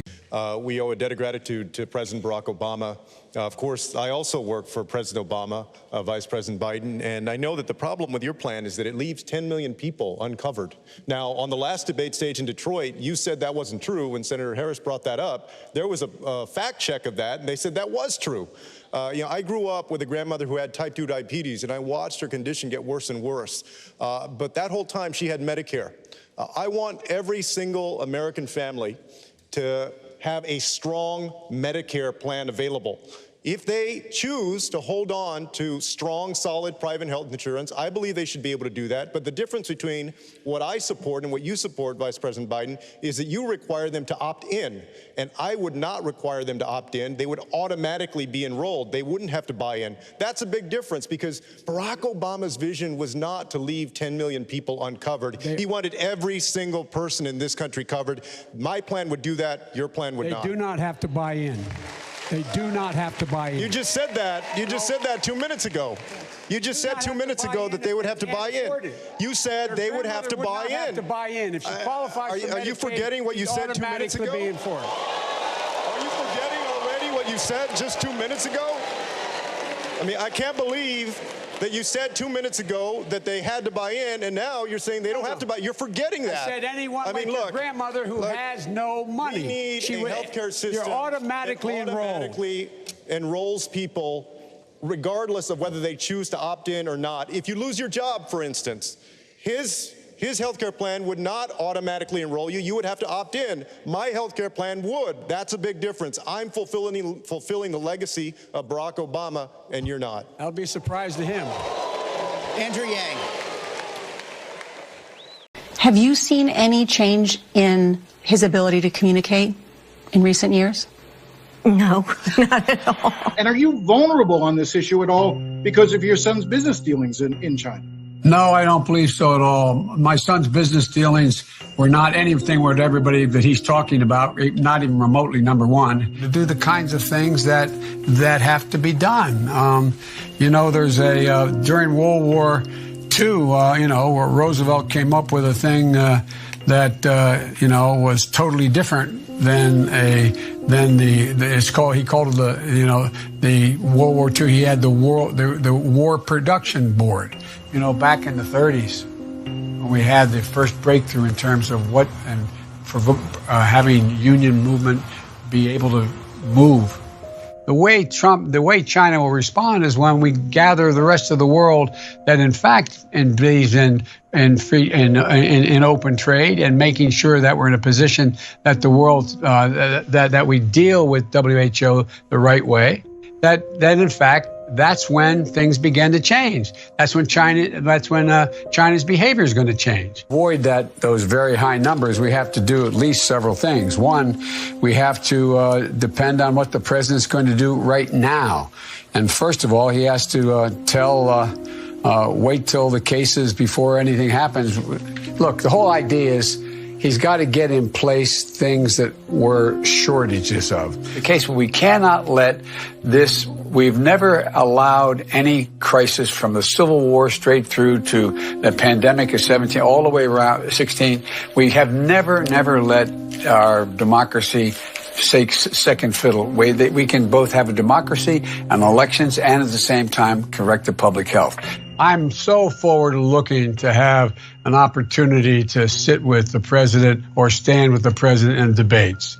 There can be plenty of time not to let American lives and the U.S. economy on the world hang on his confidence, quote, the Chinese word. And we gotta, it's just, but you gotta, I mean, we gotta reassure, look, here, my message to everybody I talk to, you know, the rapidly rising, I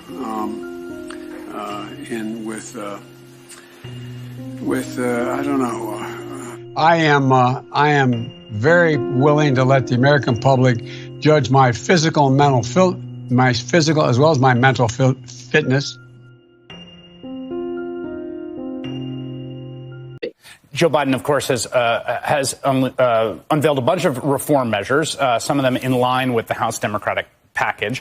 Some people have noted that Biden is an interesting fit for this moment. Joe Biden has a long career in public life. He has been a law and order kind of politician at many points in his life. He was one of the architects of the crime bill. He's been endorsed by the police union in his home state of Delaware. He's called for harsher penalties on people that threw raves or things like that. I guess my question to you is, do you think, has Joe Biden changed the way he views the American criminal justice system or policing, or have the times changed? How do you see that trajectory? Well, Chris, I really do not enjoy attempting to, relitigate what was happening in the early 90s when I was like 3 years old. But I think context is important here. And well, you worked for Joe Biden, though. I mean, he was there. This is the worst economic recovery America has ever had. It's a depression for millions and millions of Americans. It's a depression. The middle class has been buried the last 4 years. The American people right now many of them are in real trouble. An even larger percentage have stagnant wages. Some people are left behind. Hundreds of thousands of manufacturing jobs have disappeared. Yeah.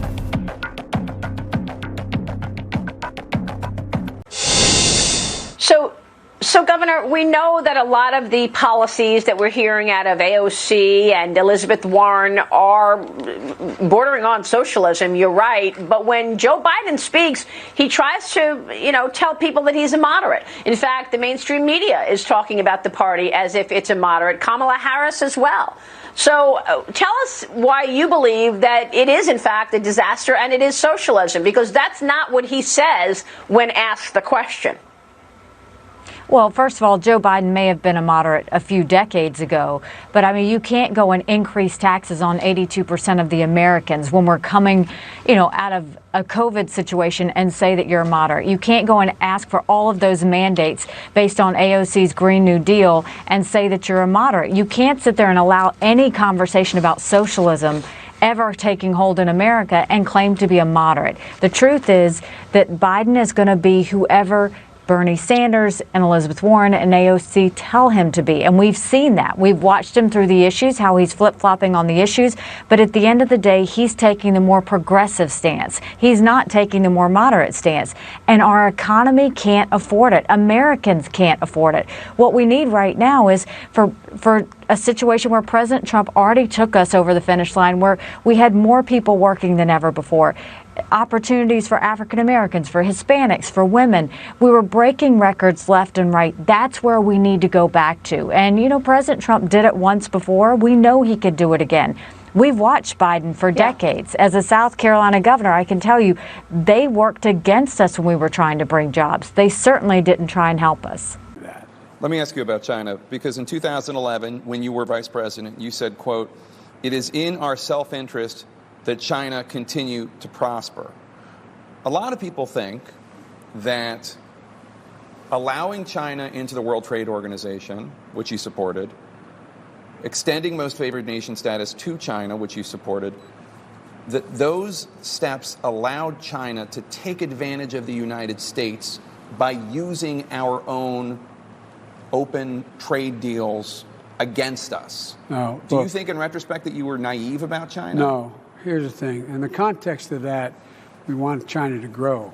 We don't want to have a war with China. How terrified is Joe Biden of the radicals in his party? Well, here's one measure. He's so terrified that he just made Alexandria Ocasio-Cortez the head of his global warming task force. I'm the boss. The Green New Deal is the vision of what we need to accomplish in the next 10 years. What I did was I thought beyond, at least in more detail, what the Green New Deal is calling for. Not another new coal plant will be built. AOC's Green New Deal would have a devastating impact on the coal industry. No new fracking, no more drilling on federal lands, no more drilling, including offshore. No ability for the oil industry to continue to drill, period. Ends. The New Left does not want energy independence for America. Instead, it wants a $93 trillion Green New Deal. Taking millions of automobiles off the road. As president, would you be willing to sacrifice thousands, maybe hundreds of thousands of blue-collar workers in the interest of transitioning to that greener economy? The answer is yes. There is no middle road. There is no middle ground about my plan. But I want to focus again on this. With respect Jake, to guidance. I want to focus on this because your campaign didn't say, you say, well, the fact checkers say he didn't oppose it. Your campaign didn't say that Biden approved of the travel restrictions until April. Why did it take him so long? And would you agree that the president moving so much faster, January 31st, to impose travel restrictions when Biden didn't formally come out in support of the travel restrictions on China until April 3rd, that Trump's actions saved thousands of lives? First of all, Chris, the virus was already in the United States by the time that Donald Trump imposed these restrictions. And by the way, after he imposed the restrictions, tens of thousands of people came into this country from China. Why did it take Biden 2 months to approve the travel restrictions? I was really kind of taken aback. I was genuinely shocked. Des Moines activist Ed Fallon says his brief conversation with Vice President Joe Biden happened Sunday. Thank you. Biden made a quick campaign stop at Urban Dreams in Des Moines. Fallon waited in line for a picture and wanted to confront Biden on his climate change proposals. Another member of Fallon's bold Iowa group recorded the cell phone video. I'm going to support you if you win the nomination because we got to get rid of Trump. It started off fine, but Biden quickly became agitated when Fallon didn't agree to support him in the caucuses. We got to stop building and replacing pipelines. You got to go vote for somebody else. All right, thanks so much, sir. We're going to have you here. Thank you so much. Thank you so much. I'm going to vote you in the general if you treat me right. I know. Well, I'm not. Well, can I have a Look, you're asking a picture of me. You're coming up and telling me you don't support me. No. My plan. Yeah, you did. You said I said I would support you in the general. I'm looking for a primary. We're happy to get a number. We can follow up. That's what I'm looking for, okay? Just because we're trying to get. You believe that Bernie can do something by 2030? I'm actually supporting Tom Steyer. The first surprise is that Biden told Fallon to vote for someone else. I did not expect to be told to leave, to go vote for somebody else, and then to be lectured about. And then he presses on Fallon's chest, pokes him with a finger, and finally grabs his jacket with 2 hands. It was not appropriate interaction for anybody. I mean, if I'd done that to him, the security would have been all over me. Fallon is not asking for an apology from the Biden campaign, but he would take one. He's more concerned with finding the right candidate to fight climate change and beat President Trump. I don't think he can beat Trump. I really don't. And you have actively telling people like me, don't vote for me, go vote for somebody else. Well, that's not helpful. That's not helpful at all. Joe Biden's dangerous and foolish record. Trade. 1993. Biden votes for NAFTA. I'm announcing my support for NAFTA. American jobs flee to Mexico. 2000. Biden votes for trade relations with China. Millions of manufacturing jobs destroyed. 2016. Biden endorses the job-killing TPP, threatening to ship even more jobs overseas. Joe Biden. Dangerous. Foolish. So wrong for so long. I'm Donald J. Trump, and I approve this message. Imagine if he had just, Amy, on the State of the Union that year, spoke up and said, we got a problem. We can handle it. Here's what we got to do. Imagine had he at the State of the Union stood up and said, we got a real problem. Imagine if he had said something. Protecting Americans' health also means fighting infectious diseases. We are coordinating with the Chinese government and working closely together on the coronavirus outbreak in China. My administration will take all necessary steps to safeguard our citizens from this threat. Joe Biden promised Ukraine $1 billion if they fired the prosecutor investigating his son's company. If the prosecutor's not fired, you're not getting the money. Oh, son of a bitch.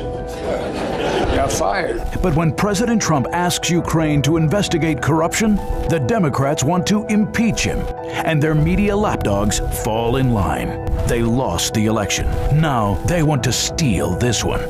Don't let them. I'm Donald Trump, and I approve this message. I do think that what you said, what's happening in Kenosha, is a Rorschach test for the entire country.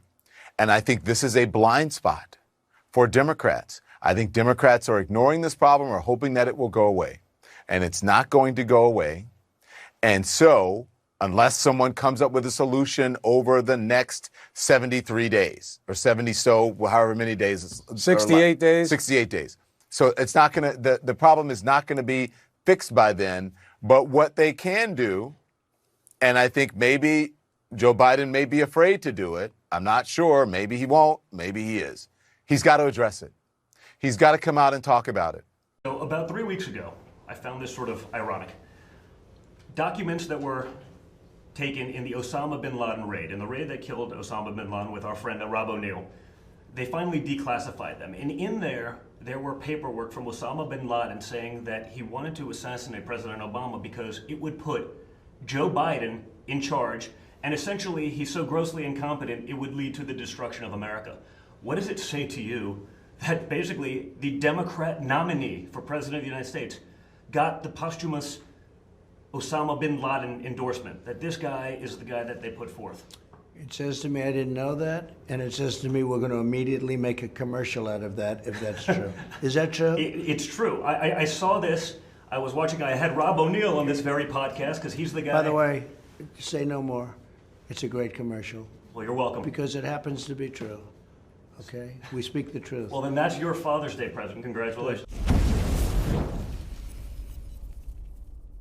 Under President Trump, America has become safer and stronger, with endorsements from countless veterans and first responders. Joe Biden received endorsement by Osama bin Laden after our brave warriors took him out, which Joe Biden was against doing. What the reporting was accurate when I said I didn't say go. And I didn't. Bin Laden wrote his plan to attack Obama to make Joe Biden president, thinking that would be enough of a U.S. disaster in and of itself, expressing Biden is totally unprepared for that post, which will lead the U.S. into crisis. Joe Biden, China's candidate, Iran's candidate, and Osama's candidate. We need a president who terrorists and tyrants fear. I'm fighting for you, and I love doing it with everything that I have, and you know that. I'm Donald Trump, and I approve this message. We made it clear to the Arab states they have to do something more than just talk about normalizing relation with Israel. Just a few moments ago, I hosted a very special call with two friends, Prime Minister Benjamin Netanyahu of Israel and Crown Prince Mohammed bin Zayed of the United Arab Emirates, where they agreed to finalize a historical peace agreement. This is a massive foreign policy win for the Trump administration, normalizing ties between the UAE and Israel. Israel and the United Arab Emirates strike an historic diplomatic agreement to establish official diplomatic arrangements. Prime Minister Benjamin Netanyahu is on his way to Washington ahead of Tuesday's White House signing ceremony that will solidify the recent normalization agreements between Israel and both Bahrain and the United Arab Emirates. We're here this afternoon to change the course of history. After decades of division and conflict, we mark the dawn of a new Middle East.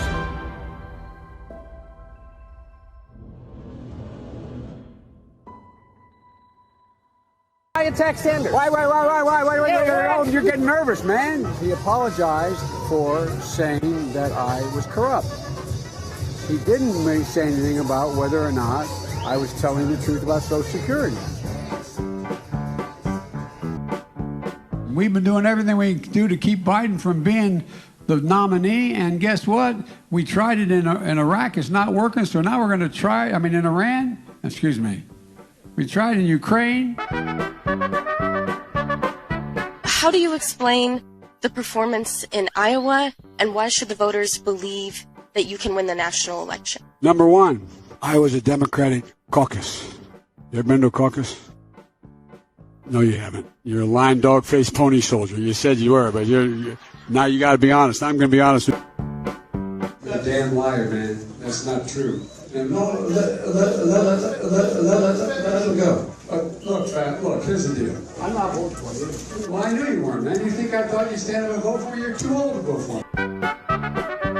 The fact is, if you're going to take on the government, you need an F-15 with Hellfire missiles.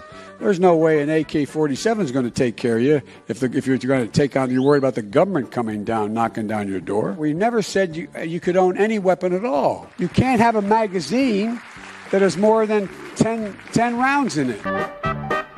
We've acted together. We have never been unable to overcome whatever the problem was. If you agree with me, go to Joe 30330 and help me in this fight. Thank you very much. Just look at us, okay? Just look at us. Who seems to be in shape? Who's able to move around? This idea of, slow Joe. I shouldn't laugh about it because, anyway, Donald Trump, just look at us both, watch us, and determine whether or not you think I'm misleading anyone, not you personally, but the public. Look at me. Since you asked about that, I myself, just don't tell anybody I told you this, especially don't tell Joe Biden. I don't think that there should be any debates. First one.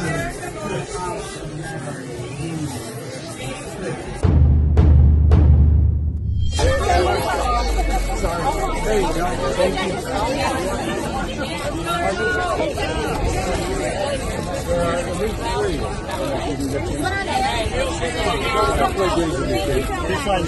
Good job. Thank you, man.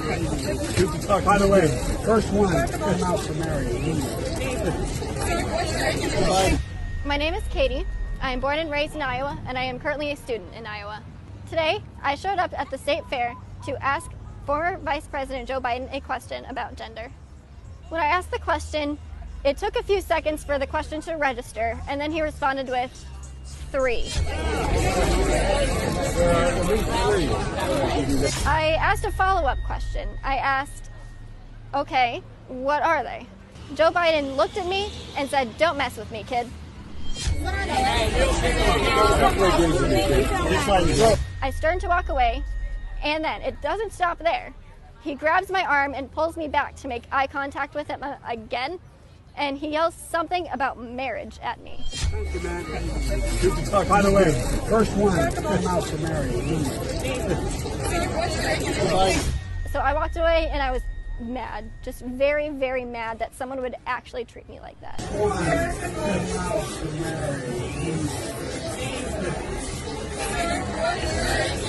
This is probably the most famous example. Biden leans uncomfortably close to a 13-year-old girl, whispers something in her ear, then tries to kiss her as she instinctively jerks away. Thank you. Thank you.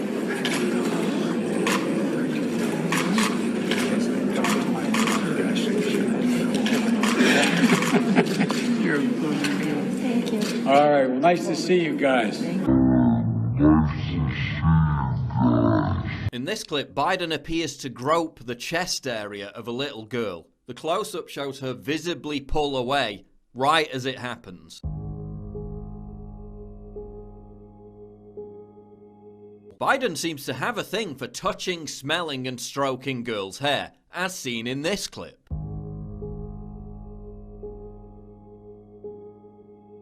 In this clip, Biden kisses a young girl 3 times as she squirms uncomfortably, while he says, "Don't tell anybody." Title. He's entitled. This is a long day. Walking. Don't tell me what. He then poses with the girl for a photo while putting his hand around her midriff.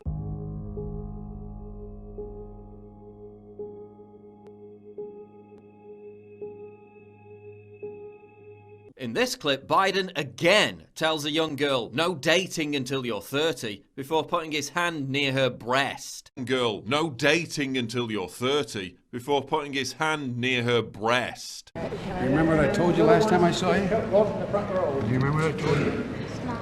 No, not smile. No date till you're 30.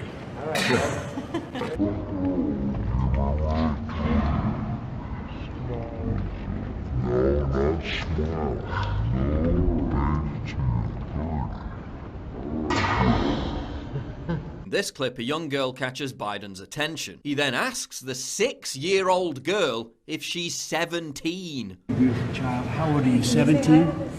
Oh, 6. He then begins stroking the girl's face before her mother draws attention to the cameras. Do you have any What other do you think family? about all those cameras? One girl then calls out for her dad. Okay, there we go. Well, let's get the senator in here. And appears in a rush to leave the room. All right, we got to look up top, guys. There's a photographer up top. Oh, okay. See up there? Oh, way up there. All right, here. Look up there. Don't jump. All right. Who is that beautiful child?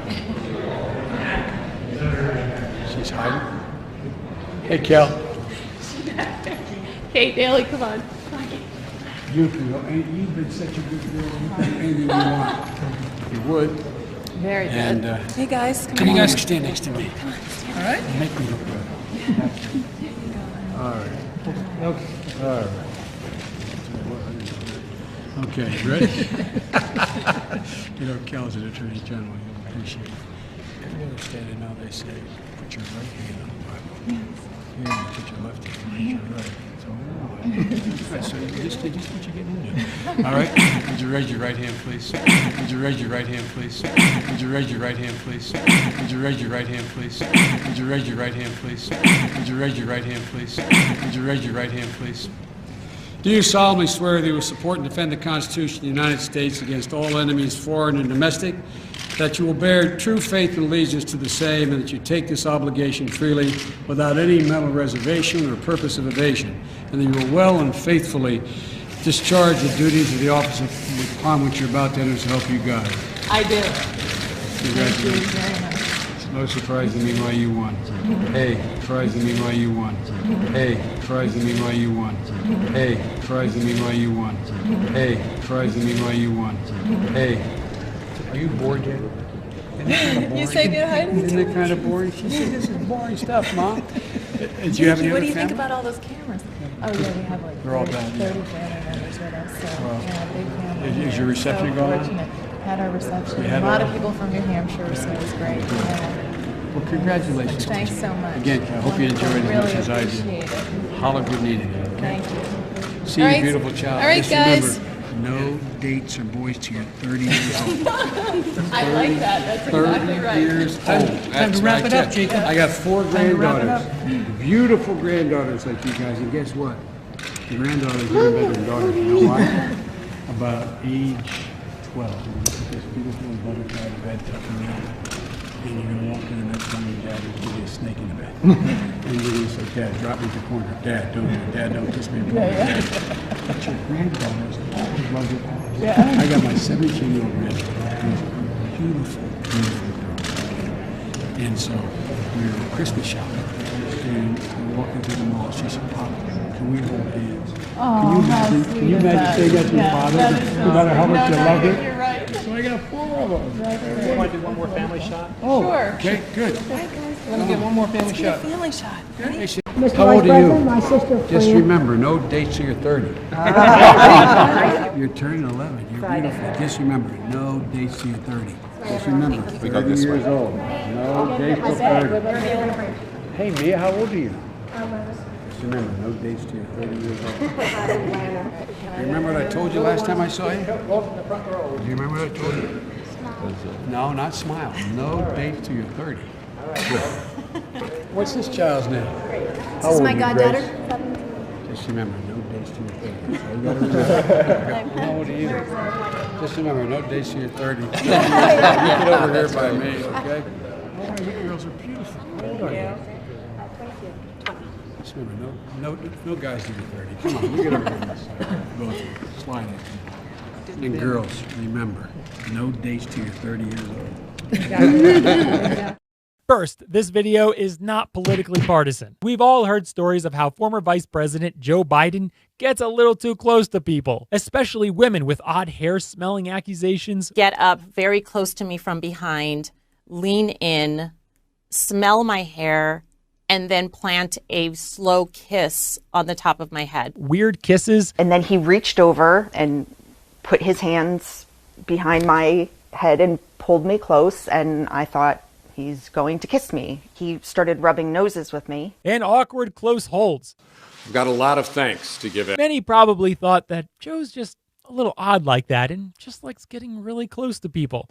Since there was no other accusations against him, that was before Tara Reid came out with her story and accusations over the past few months. Tara Reid was a staffer to Joe Biden when he was a U.S. Senator. Tara claims that Joe Biden assaulted her in a hallway around the U.S. Capitol building in 1993. After mounting pressure to respond, Joe Biden finally agreed to address Tara Reid's credible accusations on MSNBC's Morning Joe. So we're gonna break down Joe Biden's body language along with other evidence to find out if he's actually guilty of these serious allegations. Remember, although Joe Biden has the most amount of delegates in the Democratic primary, it's technically not too late to swap him out for a Bernie Sanders, an Andrew Cuomo, someone else, or maybe it's something that the voters can look past. That's up to the Democratic Party and the voters. However, if these accusations are true, where more evidence and more women come forward, some think the Dems will be handing over the election to the GOP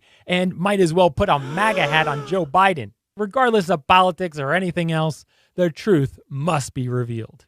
Now, let's get started. The former Senate aide accuses you of assault. And then when I gave him the gym bag, it happened all in one motion almost.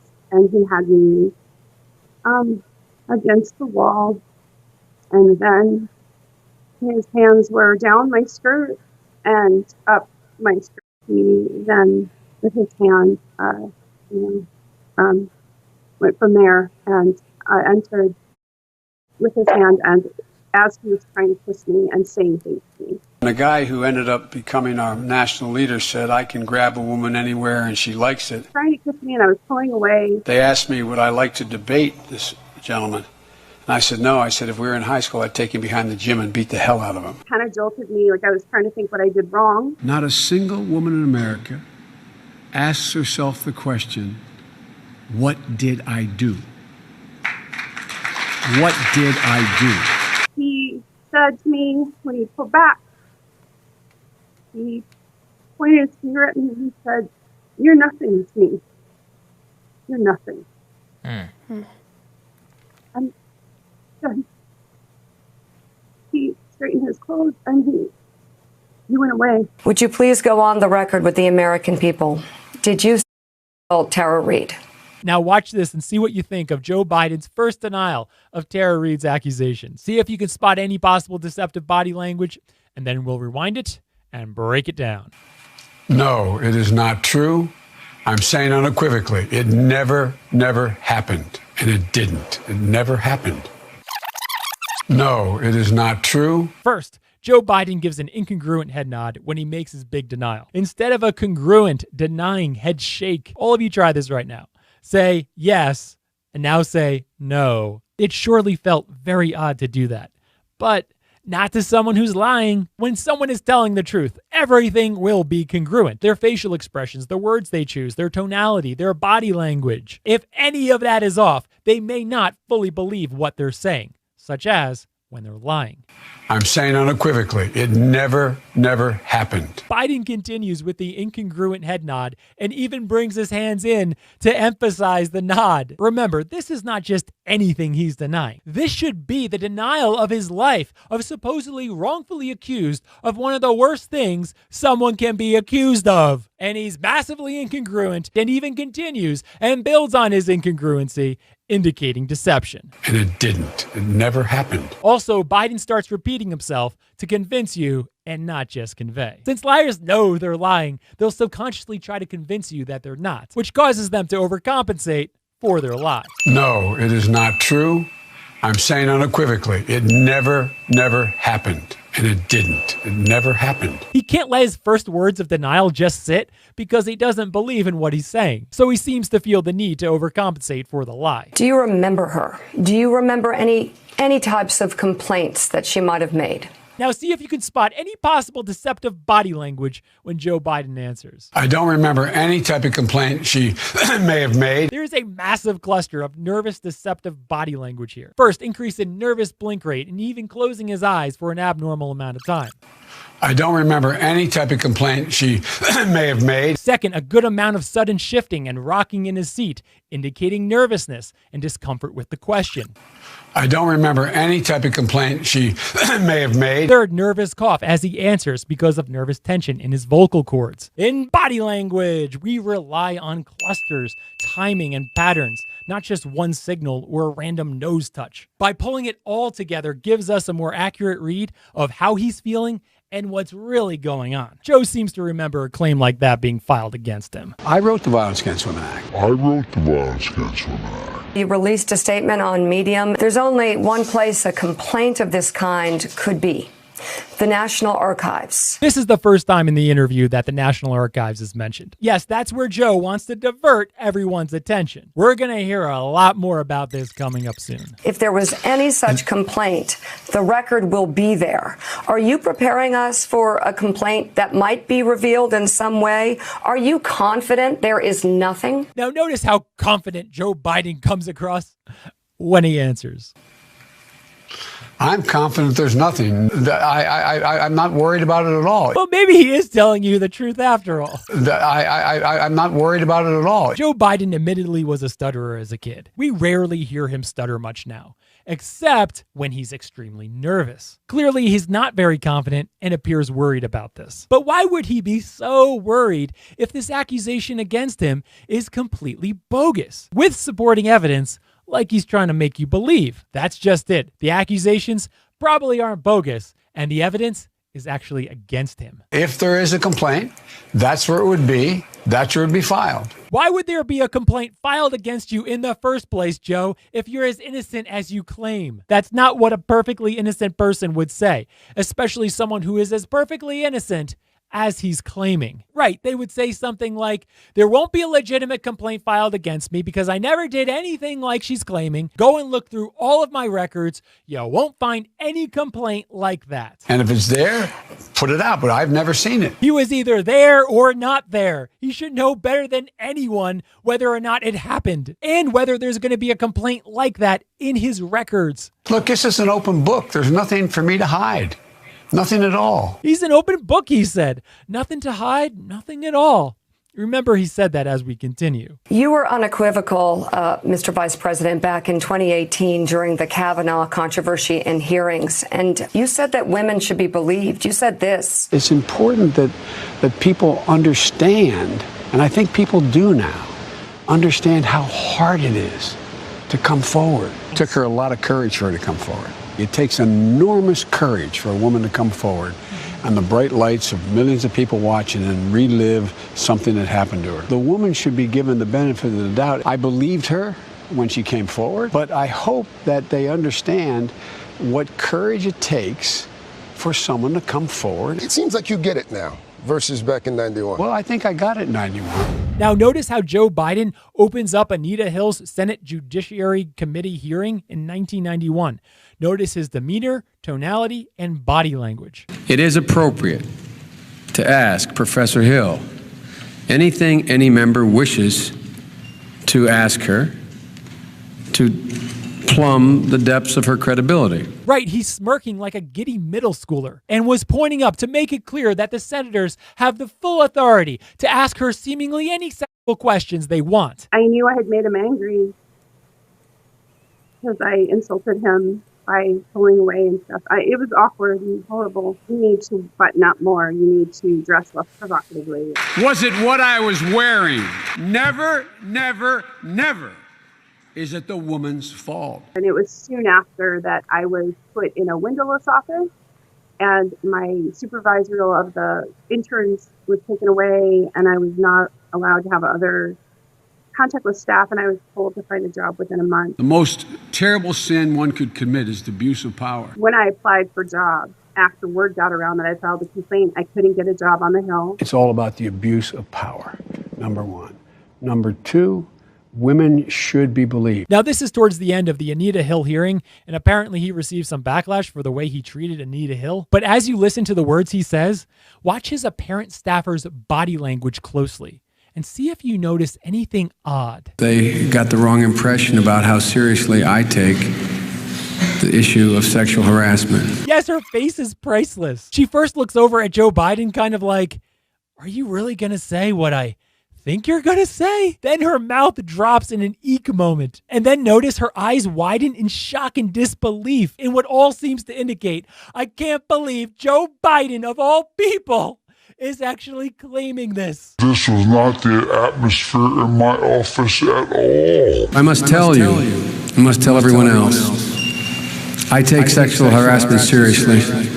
Your Senate documents at the University of Delaware were supposed to go public. Look how much he's sucking in his lips as soon as Mika mentions his files at the University of Delaware archive. Liars will sometimes suck in their lips because it feels good, especially at that moment. First, it gives them self-comfort to make it feel like their mouths are super shut so the truth can't escape. And second, our lips are very sensitive, which provides a soothing feeling to suck in on them during a time of high stress and possible danger of lying or being caught. Now, right when Mika starts talking about the University of Delaware files, Biden starts showing some odd emotions.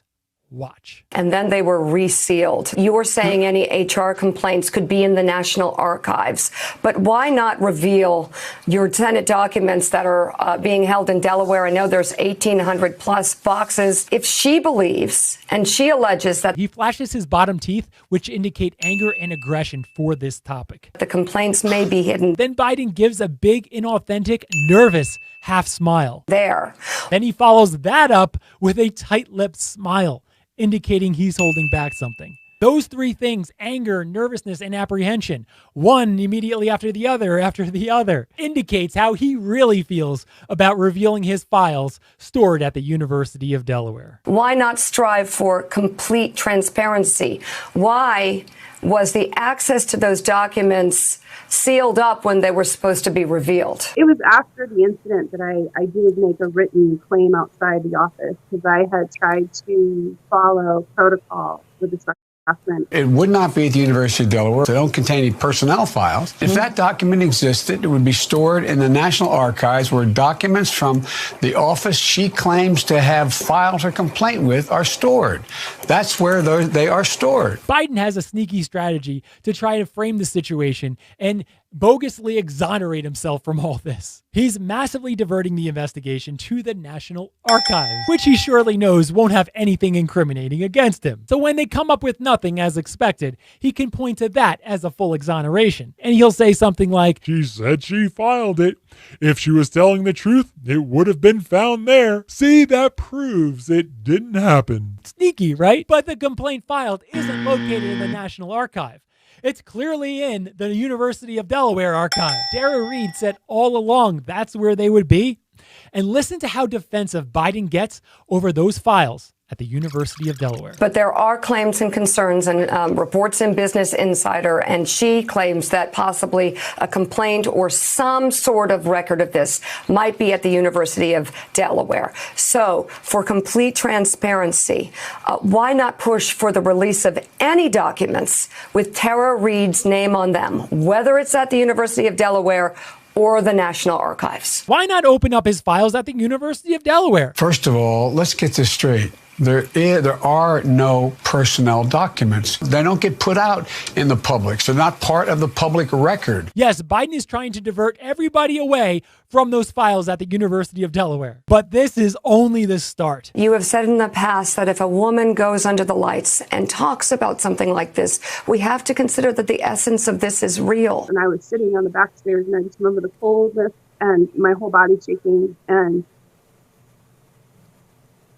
feeling alone and feeling scared and not knowing what to do. To look into the eyes of the women who were abused in every social strata. Is the essence of what she is saying is real? Why do you think she's doing this? What would you say if you were innocent and you were wrongfully accused of one of the worst things like this? What would you say? Now listen to what Joe Biden says. I'm not going to question her motive. I'm not going to get into that at all. I don't know why she's saying this. I don't know why after 27 years, all of a sudden this gets raised. I don't understand it. But I'm not going to go in and question her motive. Joe's not going to question her motive? Tara Reade's claimed motive for speaking out is so the truth can be revealed about Joe Biden. And he's not going to question that motive? He's acting extremely guilty. If someone were to lie about you like that, wouldn't you offer other possible motives to counteract their bogus motive that they want to reveal the truth about you? Which for an innocent person would be a terrible, slanderous, disgusting, bold-faced lie? What she's accusing him of is one of the top worst things anyone can lie about. And he's like, meh, I'm not going to question that motive. Oh, and he's not done yet. Listen to this. But I have a right to say, look at the facts, check it out, find out whether any of what she says is asserted or true. So he doesn't deny it here and isn't outraged by those assertions against him. He just wants you to play junior detective. This is ridiculous. If someone accused you of doing something so terrible, would you be like, check out the evidence and see what you think? Any wrongfully accused would be livid, angry, and would be doing everything on earth to clear their name. But Mr. Vice President, as it pertained to Dr. Ford, high-level Democrats said she should be believed, that they believed it happened. You said if someone like Dr. Ford were to come out, the essence of what she is saying has to be believed, has to be real. No. Why? No, what I said, it has to be. Why is it real for Dr. Ford, but not for Tara Reade? Now listen to Biden again.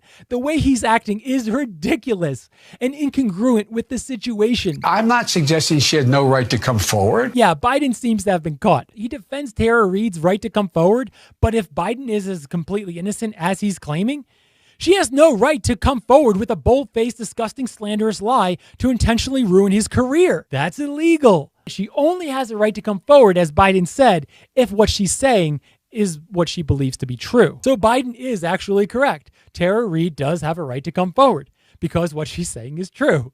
And I'm not saying any woman, they should come forward. They should be heard. Wow, Uncle Joe is so generous. He even wants the people who illegally slander him to come forward. And she makes the case, or the case is made, then it should be believed. He's talking about this like he's an attorney representing Joe Biden. Joe Biden's demeanor, body language, vocals are not at all congruent with the situation. We don't hear any form of hurt, pain, anger, outrage, emotion at all. Wouldn't it be so painful to sit there and hear terrible false accusations against you? Have you ever been falsely accused of something? How does that feel? I can't imagine accusations any worse than this. And Joe Biden's just sitting there saying, I think everyone should be heard. But ultimately, the truth matters. The truth matters. Tara Reade has a lot of evidence in her favor. She told a lot of people, including her brother, her neighbor friend, her mom, the exact story she's telling now when it happened 27 years ago. And her mom even called in to Larry King Live after it all happened to ask what her daughter should do. Watch this. San Luis Obispo, California. Hello. Yes, hello. I'm wondering what a staffer would do besides go to the press in Washington. My daughter has just left there after working for a prominent senator and could not get through with her problems at all. And the only thing she could have done was go to the press, and she chose not to do it out of respect for him. She was furious, and she said she educated me about sexual assault. At that time, I really didn't look at it as a sexual assault. I felt like I put him in a bad position. It's strange to say, but I felt like I did something wrong. She said, I want you to make a police report.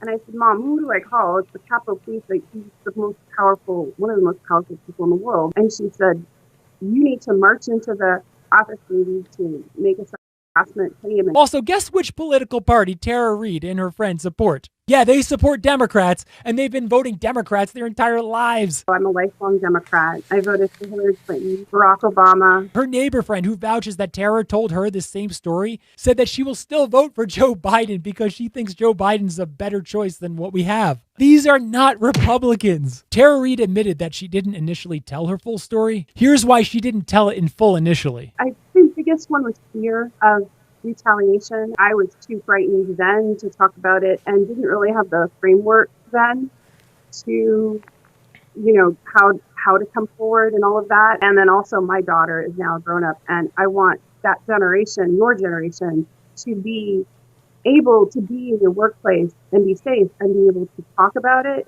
if your boundaries are crossed and not be, retaliated against. Are you absolutely positive there is no record of any complaint by Tara Reid against you? Now, you're not going to believe Joe Biden's response here. See what you think about deception. I am absolutely positive that no one that I'm aware of ever has been made aware of any complaint, a formal complaint made by or a complaint by Tara Reid against me at the time this allegedly happened 27 years ago, or until I announced for I guess it was in April or May of this year.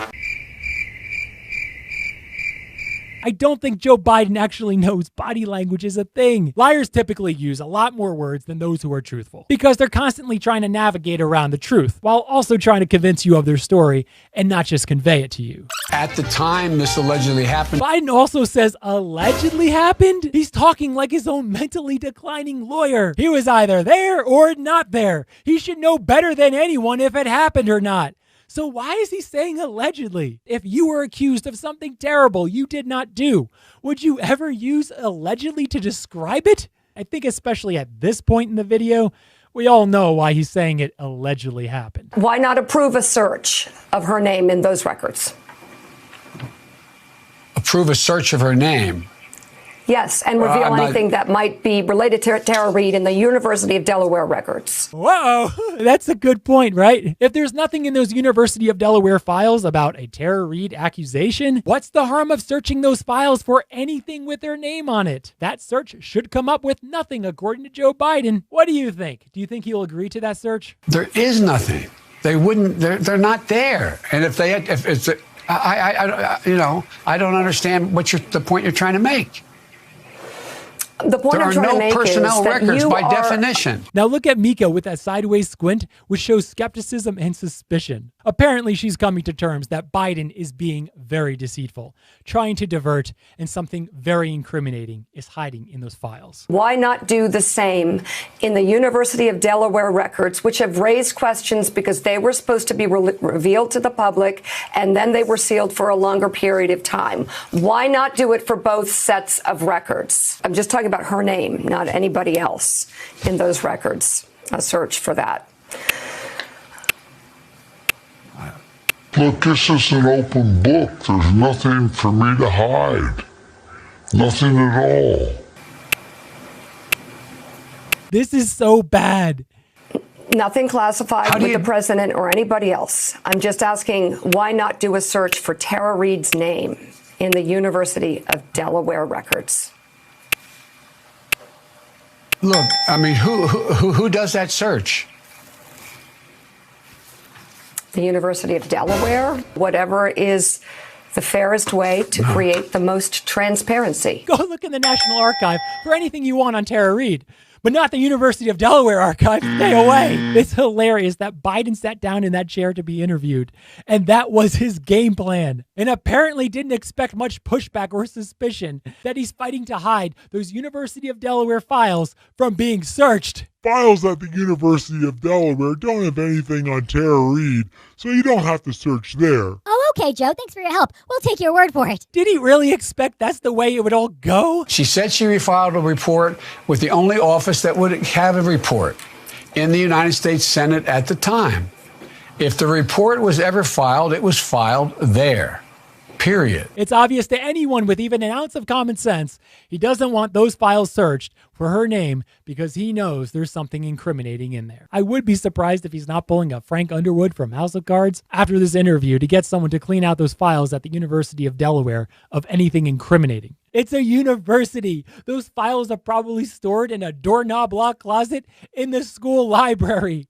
It's not Fort Knox. Joe Biden clearly seems to be lying to you about this. But this is the first time he's blatantly ever lied to voters. When I marched in the civil rights movement, I marched with tens of thousands of others to change attitudes. But he never actually marched in the civil rights movement at all. What law school did you attend, and where did you place in that class? I think I probably have a much higher IQ than you do. I went to law school on a full academic scholarship, ended up in the top half of my class. I won the international moot court competition. I was the outstanding student in the political science department at the end of my year. I graduated with 3 degrees, 165 credits. Be delighted to sit down and compare my IQ to yours. Biden now concedes he did not graduate in the top half of his law school class, that he does not have 3 degrees from college, and that he was not named outstanding political science student in college. Well, maybe not so much. As you may recall, he's received other creepy allegations, weird touches, and photographed giving odd kisses. There seems to be a little bit of a pattern of this type of weird behavior here. Yes, Biden clearly appears guilty here, but the bigger question is if other evidence and other possible victims will come forward now. I hope the mainstream media covers the story fully and not just interview him this one time and then wash their hands of it. Because the truth needs to come out to all the voters, regardless of politics, and for the victims to be heard. Would you go under oath? Absolutely. Well, she subjected herself to cross-examination. Would you do that? Absolutely. Joe Biden should take the polygraph. What kind of precedent does that set for survivors of violence? Does that mean we're presumed guilty and we all have to take polygraphs? So I will take one if Joe Biden takes one. Ultimately, it's up to the voters to decide if what Joe Biden did is a big deal or not.